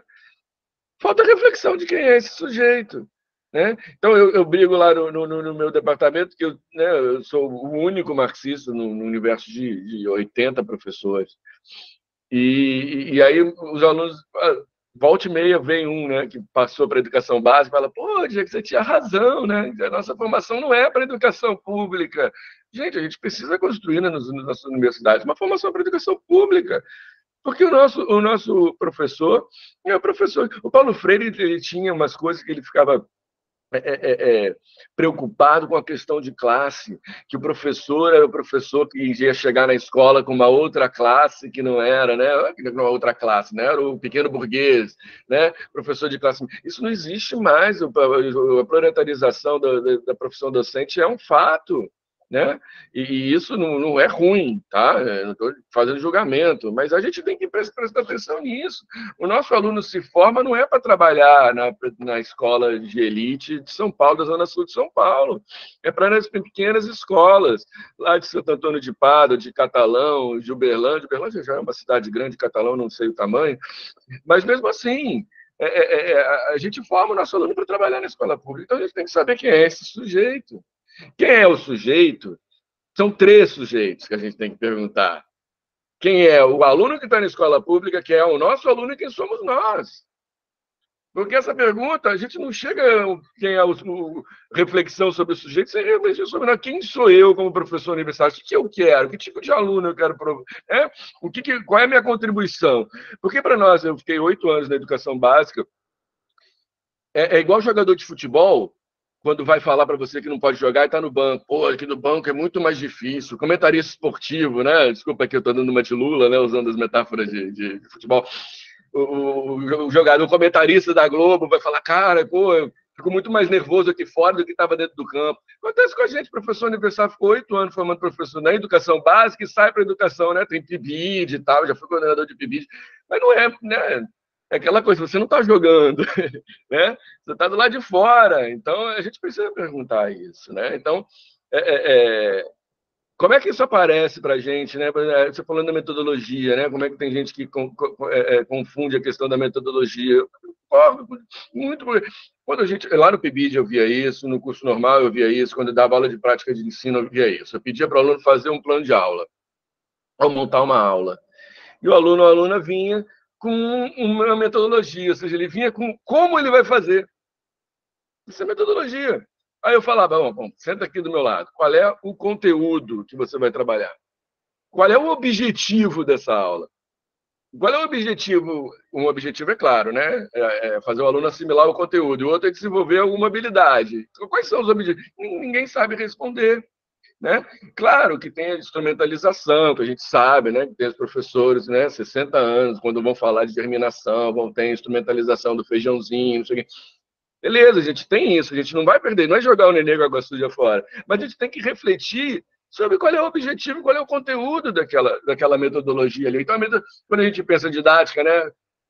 Conteúdo, objetivo e metodologia. Né? Uma aula tem que ter isso. O conteúdo é o que a gente vai falar, o objetivo é o que a gente quer, né? Para quê, e a metodologia é como. A gente não tem que começar pela metodologia, as pessoas começam pela metodologia, isso é um sintoma, sintomático. A gente tem que começar organizando os conteúdos. Aí você vai, bom, o conteúdo é esse aqui, beleza, como é que eu vou organizar ele? Para que eu tenho que lecionar esse conteúdo? Beleza, agora que eu já sei para o que eu tenho que lecionar, para que eu tenho que lecionar, eu vou me voltar. Quem é meu aluno? Como é que eu vou fazer de chegar lá? Por isso eu digo, é uma concepção científica o fato de que o aluno é uma pessoa e que, né, não é uma questão ideológica. Né? Porque, aí, Camila, eu fico assim, né, eu penso muito isso. As pessoas, elas não fazem isso assim por mal, né? Elas não porque para mim eu sou assim, sendo aqueles marxistas mais duro. Quando eu digo assim que esses progressistas se dizem progressistas e colocam, reduzem tudo à metodologia, eu sou mais duro. Eu acho assim que isso não é só isso é reacionarismo. Se traveste, né? Uma coisa se traveste de uma perspectiva progressista, mas na verdade está alijando os alunos da democratização do ensino. Então, são meus inimigos de classe, fica todo mundo bravo comigo, mas, né? Agora, para pegar mais leve, né? Essas pessoas às vezes não estão fazendo isso de propósito, né? Elas simplesmente não têm noção. É até feio, é pior até eu falar isso, mas não tem noção, já nunca entrou na universidade, numa escola pública, né? Vem a teoria linda, na escola da ponte, aí passa o vídeo da escola da ponte para os alunos da graduação, aquela coisa linda, vou refletir sobre isso, olha que bonito, a gente está na Finlândia, está na Suíça. Não está. Né? Então, a formação de professor, a gente precisa ter essa reflexão constante sobre quem é esse sujeito, né? Quem é esse sujeito. Que você mais perguntou, eu vejo sim, a Educação como Prática da Liberdade como um livro de fenomenologia. Eu concordo, enfim, nunca quis pensar diretamente sobre isso, mas você colocou, eu acho que sim, eu acho que está correto. Né? Eu só não vejo o Merleau-Ponty nessa história. né? Porque o próprio Sartre, né? É curioso, o Sartre é um exemplo, quando ele tem aquele livrinho que é o existencialismo é o humanismo, né? E ele vai dizer, olha, a primeira coisa que ele diz, olha, existem dois tipos de existencialistas. Os existencialistas cristãos, e ele cita Gabriel Marcel e o Karl Jaspers, e os existencialistas ateus, eu e Merleau-Ponty. Né? Naquela época ele não citou ainda a Simone de Beauvoir. E é importante perceber isso num processo, Paulo Freire, né, nessa aproximação do marxismo, essa tentativa, que é também a tentativa da teologia da libertação. A teologia da libertação é um exercício de tentar inserir a teologia nas ciências humanas, é historicizar a teologia. Então, Paulo Freire também está bebendo dessa, né? Aí sim está dialogando com isso, né? Então, ele tem essa preocupação de, olha, como que todo aquele arcabouço fenomenológico que eu construí, eu não quero jogar fora, mas esses autores não estão junto da ontologia que eu quero, né? Então, vamos dizer assim, grosseiramente, Sartre e Merleau-Ponty estão muito mais próximos da ontologia marxista, né, do que Gabriel Marcel e o Karl Jaspers, né? Então, ele também faz essa reflexão, é curioso, né? Ele também chega a essas conclusões e faz essa reflexão na mesma questão que você coloca, na mesma assunção que você faz. Ó. Quem é essa pessoa? Quem é o oprimido? Né? Então, eu acho que é por aí também. E o Saviani é uma pena, né? Porque tem tanta coisa que pode ser, né? E ele já teria muito tempo para ter dado conta disso. Né? Eu tive aula com o Osmar Fávero, né? O Osmar Fávero também concordava com isso. Falei, poxa, mas espera aí, será que não... Né? E eu me ferrei muito com isso, porque você imagina, o Saviani foi orientador do meu orientador, né? Porque o meu orientador Giovanni Semeraro foi orientado pelo Osmar Fávero, foi orientado pelo Saviani. Aí eu, né, um guri de 30 anos na época, eu vou fazer uma tese. E aí, logo no início, eu vejo assim, cara, o Saviani está errado, ou provavelmente eu estou errado, né? E eu fui ver no caminho que não, que eu estava certo. Então, você imagina, eu me coloquei ele no olho do furacão, né? Existe um camarada chamado Newton Duarte, que trabalha com o Saviani, que tem feito algumas análises, né? Tem feito alguma outra... Mas é curioso, se eu te der, eu juro, se eu te dou um texto do Newton Duarte, em branco, às cegas, e te digo que é do Paulo Freire, tu vai acreditar. É surreal, mas ele não cita o Paulo Freire, né? Então, eu não quero criar problema, não, que isso vai ficar gravado, né? Mas existe uma discussão que tem que ser feita, tá? Existe uma discussão que tem que ser feita, né? Por isso que quando eu digo que a militância de defender Paulo Freire marxista não é só em relação aos escola-novistas, essa galera metodologizante, é também em relação ao campo do marxismo, tá? A questão da tradução decolonial, eu não entendi muito bem o que você quis perguntar, e aí eu não vou, você pode voltar a colocar. Eu acho assim, pode ser que seja isso, né? Que pensando a tese, né? Que a tese, antítese e síntese, né? Para o Carlos Alberto Torres, as teses são as teses filosóficas, o existencialismo, né? A antítese disso aí é a reunião disso tudo que vai levar a algo novo, né? Ou seja, o Paulo Freire tenta fazer uma síntese, como diz ele usa essa palavra, dessas teorias, né? Eu digo assim, a antítese das teorias não é justamente a elaboração, entrelaçamento delas, né? A síntese é a mirada do ontológico, né? É tentar analisar essas teorias, não como que a gente pode unir elas, mas subverter essas teorias, pensar elas a partir de uma outra ontologia, de um outro ser, né? E o problema central é esse, quando a gente está falando de um ser que não é um ser que é impedido de ser, um ser que não pode ser, a coisa toma outra dimensão do ponto de vista pedagógico, filosófico, né? E eu estou vendo a Adriana aqui... Perfeito, ela levantou a... Acho que a Camila congelou. Ela voltou. Mesmo? Eu estava... Agora você, Adriana, vai lá. Esperar o professor, que às vezes está ocupado. Pode falar, professor? Por favor. Então... Está quente, eu moro na Serra, está frio.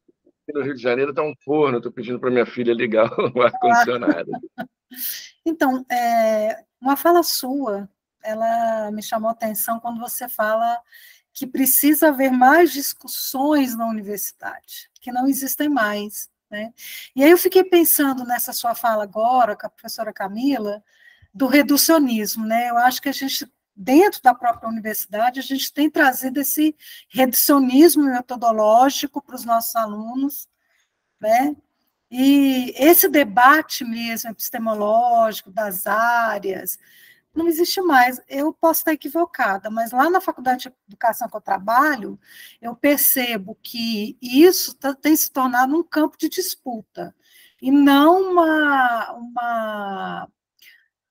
uma discussão filosófica, epistemológica e até metodológica, de como que funciona essa formação de professores. Eu tenho percebido que isso tem virado espaços de campos de disputas, né, entre uma área e outra, e o aluno no meio disso. Eu converso muito isso com a Camila, né, Camila?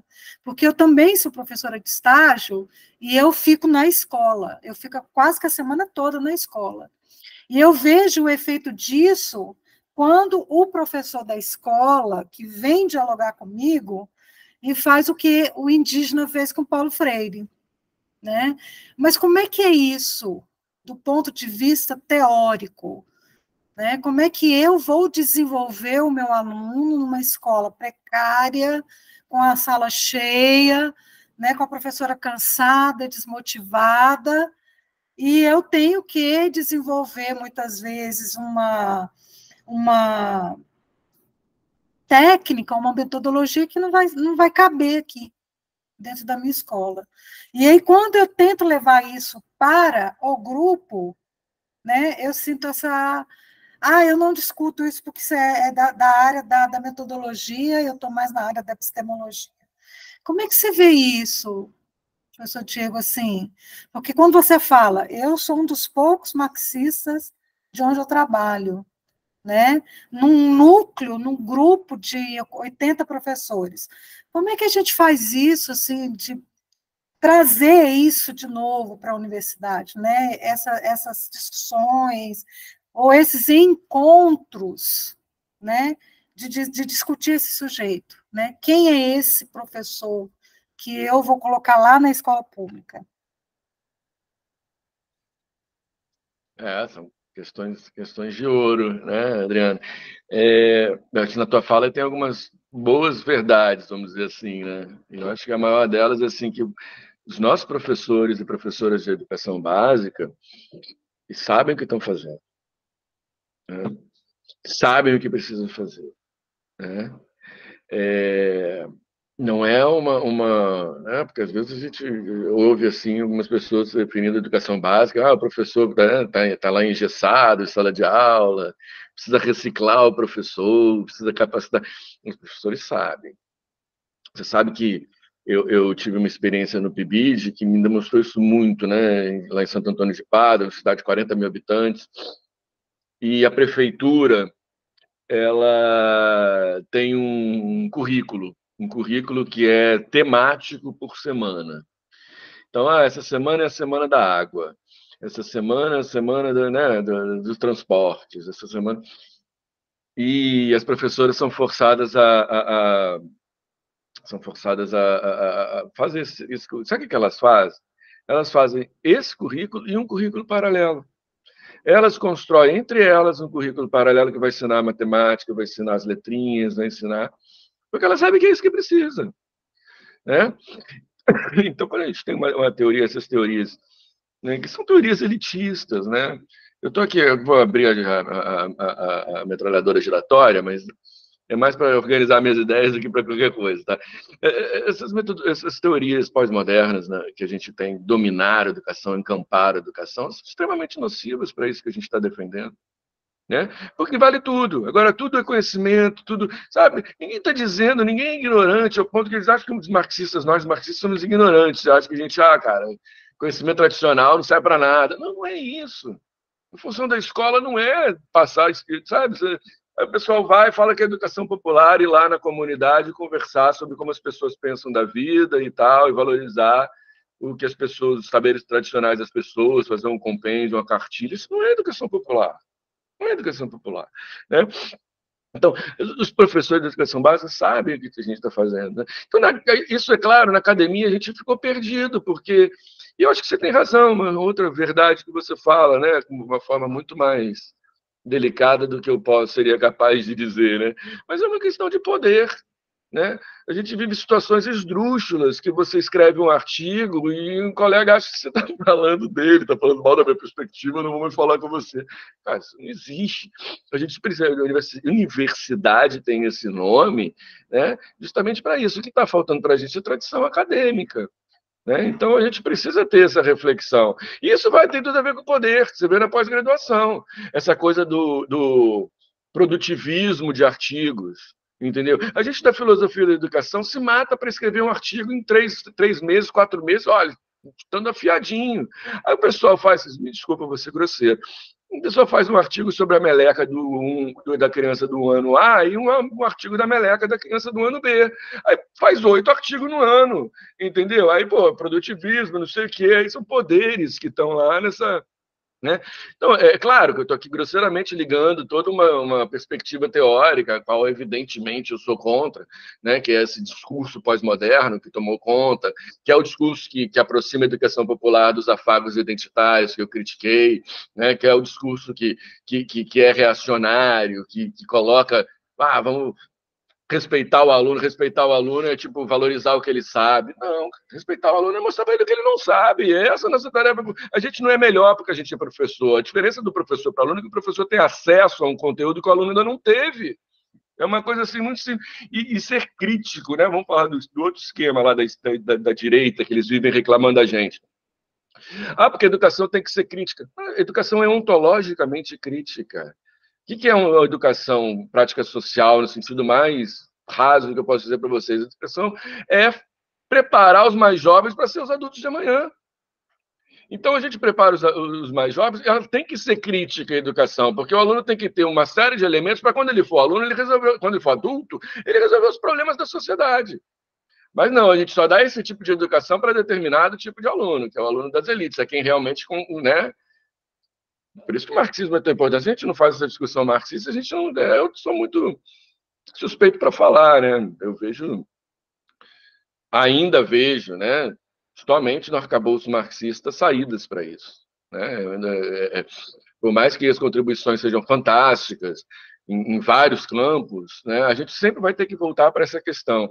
Educação popular é uma educação de classe. Se a gente não colocar isso, né? Olha, tem uma questão de classe envolvida aqui, na questão do modo de produção capitalista, como a Camila colocou, a gente não vai adiante, né?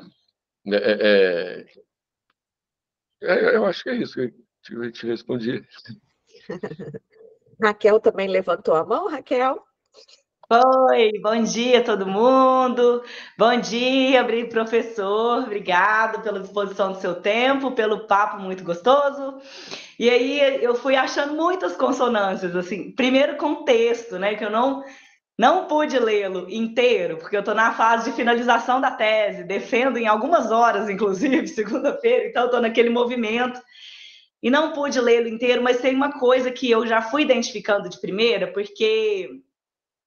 Quando eu comecei a ler Paulo Freire, eu já conhecia Paulo Freire por uma tia que trabalha com educação popular. Mas ao ler, eu tive muita sensação de estar lendo um filósofo. Eu esperava ler um pedagogo falando de pedagogia, mas eu tinha muita sensação de estar lendo um filósofo, né?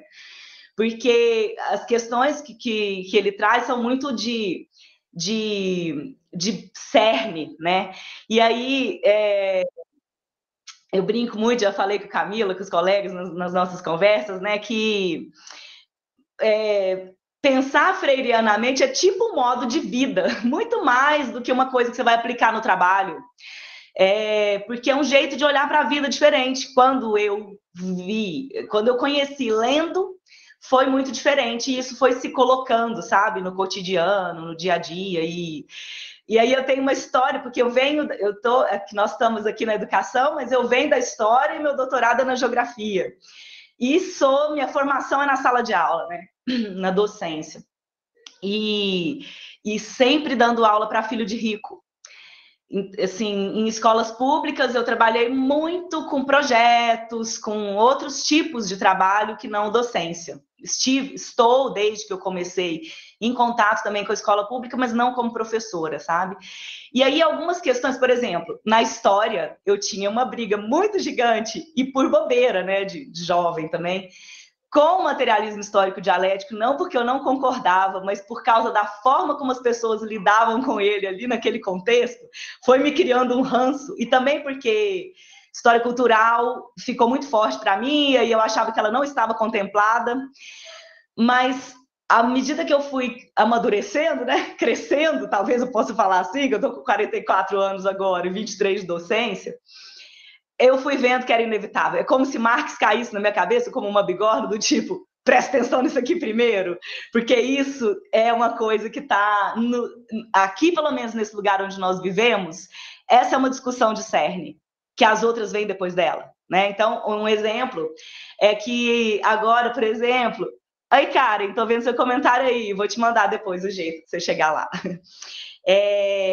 Então, essa questão toda de observar, né, desse ponto de vista, e aí eu fui para o meu campo da geografia, esse da tese que defendo da segunda, para falar de educação especial. E na educação especial, o tópico são pessoas com deficiência. Mas quando eu cheguei no campo, professor, eles não são os mais excluídos, são os mais pobres. Não tem jeito. E aí teve uma conversa que eu tive, eu não entrevistei diretoras, mas essa eu precisei entrevistar, que é diretora de uma escola do bairro periférico aqui, e era uma escola que estava precisando se expandir porque tinha fila de espera, porque é um bairro em crescimento. E aí ela, então, tinha vários elementos muito interessantes na escola de educação inclusiva, que era meu tópico, que estavam sendo esmagados pela necessidade de atendimento mais abrangente.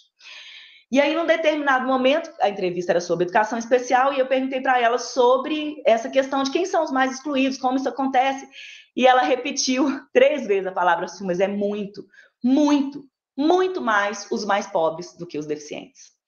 Porque os alunos com deficiência, eles têm alguém por eles na família, alguém que dá um apoio, alguém que ajuda, às vezes uma avó que vem para dar um apoio, mas os mais pobres não tem ninguém por eles. A gente, quando vai acompanhar, chega lá, o menino está sem alimentação adequada, porque o pai e a mãe trabalham turnos rodados e é muito complicado quando não estão envolvidos com outras questões por causa do bairro, ligadas ao tráfico, e a criança fica muito abandonada, enfim, tantas coisas, né? E aí lá falando assim, olha, o professor Paulo Freire o tempo todo falando, presta atenção nesses aqui, ó. Você está falando de educação especial? Beleza, isso é importante, vamos falar de jeito, de técnica e tal, mas espera aí, quem são os mais excluídos da escola? Quem mesmo? Presta atenção. Então, essas questões todas vão vindo à tona, né? Algumas coisas que o professor falou também são preocupações minhas, né? De muito tempo, assim, essa questão de ir mudando nomenclatura. Muda a nomenclatura, mas não muda o jeito de tratar, né? Esses dias eu estava numa discussão com a minha filha aqui por causa da sigla LGBTQ, eu já não sei mais falar porque mudou de novo. E aí eu tenho uma briga com questão de nomenclatura porque fica só nisso. Então, lá na educação, no ensino fundamental, quando mudaram o ensino de 9 anos, agora esse negócio não chama pré, chama primeiro ano. E aí, o que mais vai mudar? Muda nada na estrutura, muda nada na proposta, muda nada principalmente na diferenciação do ensino do rico e do ensino do pobre, que continua ainda oprimindo naquela lógica que a gente já sabe. E aí, uma outra coisa aí, para também encerrando e jogar a questão que eu te quero jogar, uma coisa que também no campo ficou claro, era uma coisa de vivência, mas a gente não presta tanta atenção como quando a gente é pesquisador, né? É a opressão imposta, talvez, exatamente para manter esse sistema de crise que eles querem há tantos anos impor à educação, né? O Darcy Ribeiro, naquele livro Nossa Escola é uma Calamidade, ele faz aquela constatação de que a crise da educação brasileira não é uma crise, é um projeto, e o livro é de 85. E aí, nós temos essa recriação contínua disso, né? Então, durante a pesquisa, eu achei lá uma pesquisa da OCDE de 2021, pós-pandemia, eles estavam, inclusive, avaliando o cenário pós-pandêmico, e o Brasil figurou em último lugar no salário de professores, de 86 países pesquisados. Então, nós estamos no pior patamar de pagamento de professores, e aí eu convivi com colegas que precisam dar aula 3 turnos para pôr pão na mesa. Não é para ter luxo de viajar de férias, não. É para pôr pão na mesa. E aí, como é que a pessoa planeja e corrige? Dando 3 turnos de aula. Se a gente é docente, a gente sabe o que envolve ser docente e que tem esses 2 movimentos de trabalho que não são dentro da sala de aula e que demandam muito tempo. Sobretudo se a gente trabalha com educação inclusiva, igual era o meu caso, porque tem que fazer milhares de adaptações. E conhecer doenças e patologias que você nunca tinha ouvido falar, para saber como que você pode entrar, que tipo de linguagem você usa aqui, ali já é outra, num mesmo contexto, sala de aula. Então, existe uma opressão do professor também, que a Adriana tocou nela quando ela falou, e que impede um trabalho de qualidade. E, no entanto, a gente precisa fazê-lo, porque se a gente não fizer, não tem nem chance da gente olhar para a educação da Finlândia, né? Eu olho, porque o professor tocou nas comparações, né? Eu olho com uma admiração em função da equidade que me parece que eles conseguiram lá, olhando aqui de longe.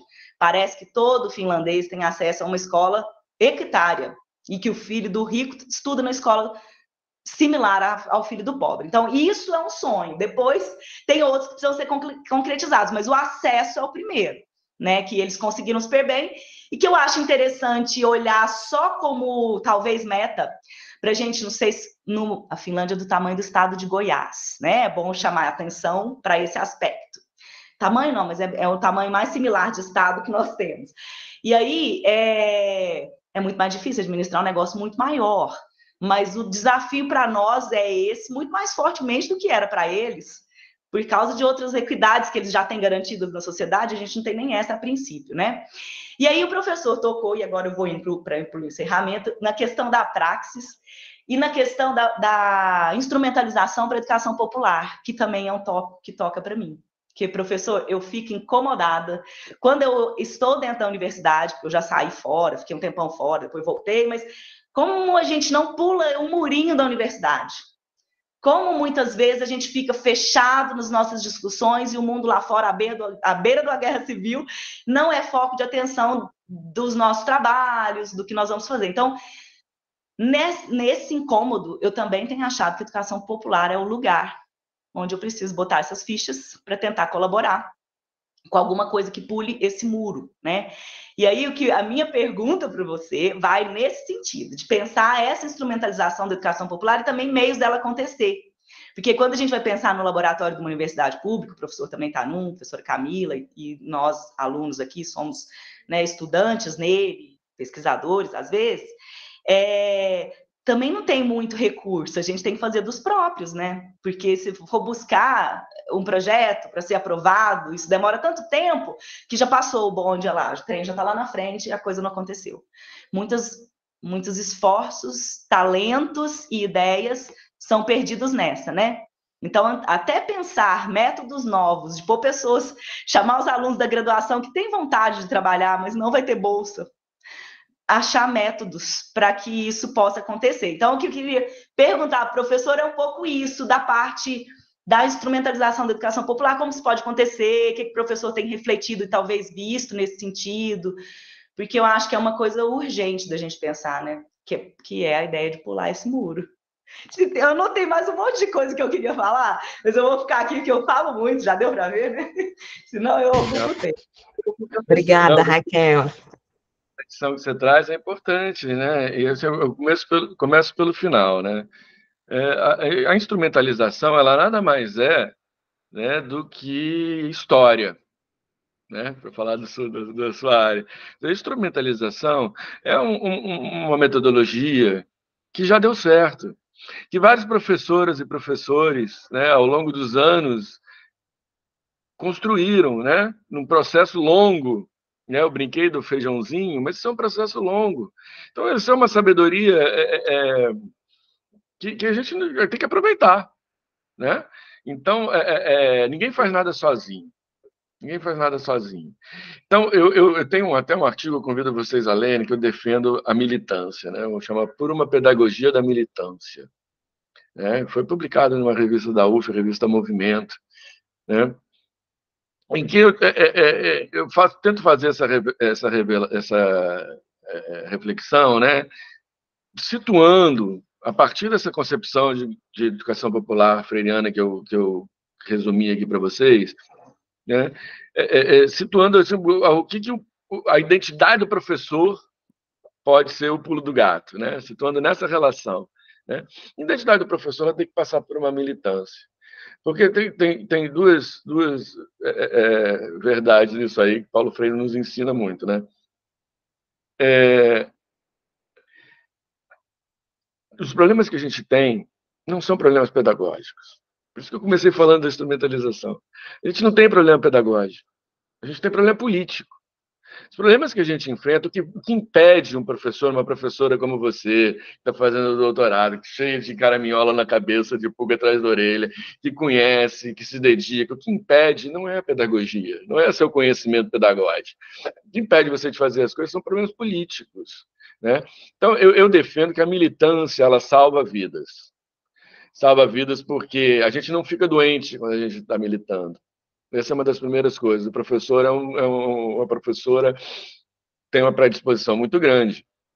Eu sou da filosofia, você sabe que é um dos empregos mais perigosos do mundo, né? Os pragmatistas norte-americanos falam isso, porque eles medem as coisas. O professor de filosofia fica muito doente, porque fica lendo 12 horas por dia, sentado no sofá, às vezes, né? E aí não dá conta, né? Uma das mais perigosas. Então, primeiro, a gente tem que cuidar da nossa saúde, né? E segundo, que a gente vai, na luta, encontrar sentido para essa identidade de educador popular que a gente quer construir, né? Porque a saída, ela não está na sala de aula, propriamente dita. É claro que ela vai se consubstanciar na sala de aula, mas a saída está na organização de um movimento de professores, do movimento estudantil, do movimento que lute constantemente para a gente ter o que a gente precisa fazer. Como eu disse agora, alguns minutos atrás, os professores da educação básica sabem muito bem o que estão fazendo e têm toda a condição de fazer, né? Tipo, elas com elas mesmas, né? Eles com eles mesmos. Agora, são impedidos de fazer. Esse impedimento não é a formação, não é o curso do Inovare, da escola, da Instituto Ayrton Senna, Todos pela Educação, que vai resolver é a organização dos professores e professoras, né? Então, eu acho que o fortalecimento dos sindicatos de professores é uma coisa que está no centro dessa questão, né? Porque aí o pessoal fica brigando, igual você falou. O problema que a gente tem no sindicato é que o sindicalista fala alto, bate na mesa, grita, é a forma que tem para falar. Tem que melhorar isso, é fato, né? E a gente tem um problema do marxismo no Brasil, que quando eu estou defendendo essa coisa, eu costumo bater muito mais do outro lado, né? Quando estou aqui, estou com professores freirianos, né? Então, a minha pegada, se eu tivesse num grupo marxista, eu estava batendo muito mais nesse outro lado, que eu bati pouco aqui hoje. Mas é isso, também existe um marxismo hegemônico, né, no Brasil, que é um marxismo que acha que é estruturalista, acha que as estruturas são suficientes. Então, a educação popular está ligada a isso. Por exemplo, o pessoal lá do Saviani, da pedagogia histórico-crítica, vai defender uma escola unitária. Também defendo uma escola unitária. O que é escola unitária? A mesma escola para os ricos e para os pobres. A mesma escola, como você falou, lá da Finlândia. A mesma escola para todo mundo. Só que não é suficiente, né? Então, a gente precisa ter uma reflexão crítica sobre essa escola unitária. A gente defende a escola unitária, mas, olha, não é só passar conteúdo, não é só o aluno ter acesso ao conteúdo que resolve o problema. A gente precisa de uma metodologia que leve os alunos à organização, à percepção de classe, à organização. E para os professores também. Porque a gente esquece, professor é um sujeito que é formado também. A gente está o tempo inteiro em formação. Você está em formação agora, eu vou começar um pós-doutorado agora, não é formação, mas é como se fosse, né? A gente está o tempo inteiro nos formando. Então, a gente também precisa, né, nos organizar, precisa pensar. Então, para a gente ter essa discussão de fundo, né?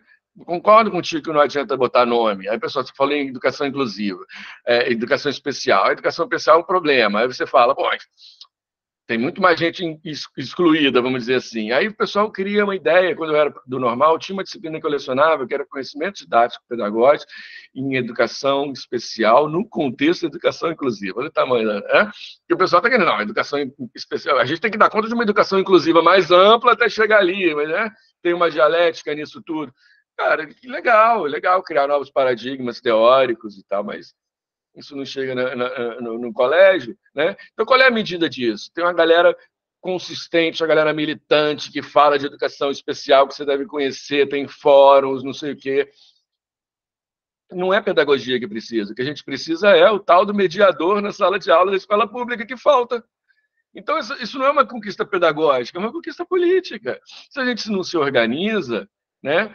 A política da militância é fundamental para a identidade para a identidade do educador popular, né? O educador popular tem que se perguntar, como a Camila colocou, né? Quem sou eu, né? O que eu quero o tempo inteiro, né?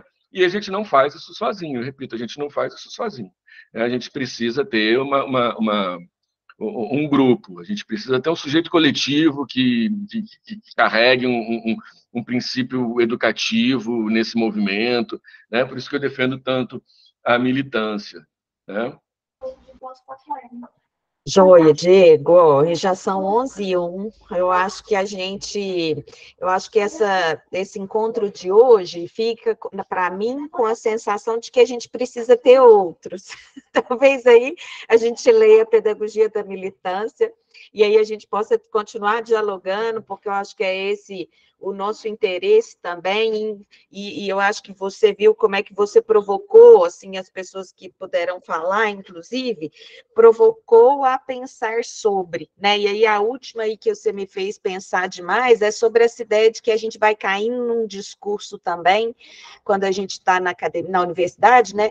De que é sempre um problema da formação. Como se a gente não entendesse que essa formação ela aconteceu, né? Agora, porque parece que não foi bem formado. Será que nós também temos essa compreensão de qual é o princípio formativo que nós estamos também trabalhando nas universidades, nesses grupos, e talvez não tenha aí uma arrogância de achar que é só a gente que sabe formar, né? O que é que forma mesmo esses sujeitos e como é que esses sujeitos são constituídos dessas histórias que eles também passam e como passam. Isso eu acho que foi uma provocação muito boa que você me fez, assim, que às vezes a gente vê, que a gente vai, né, como a Raquel disse, e a Adriana também, a dinâmica, né, desse lugar da educação, desses espaços institucionais que a gente vive, muitas vezes faz a gente parar um pouco com essa reflexão que tem que ser permanente, né?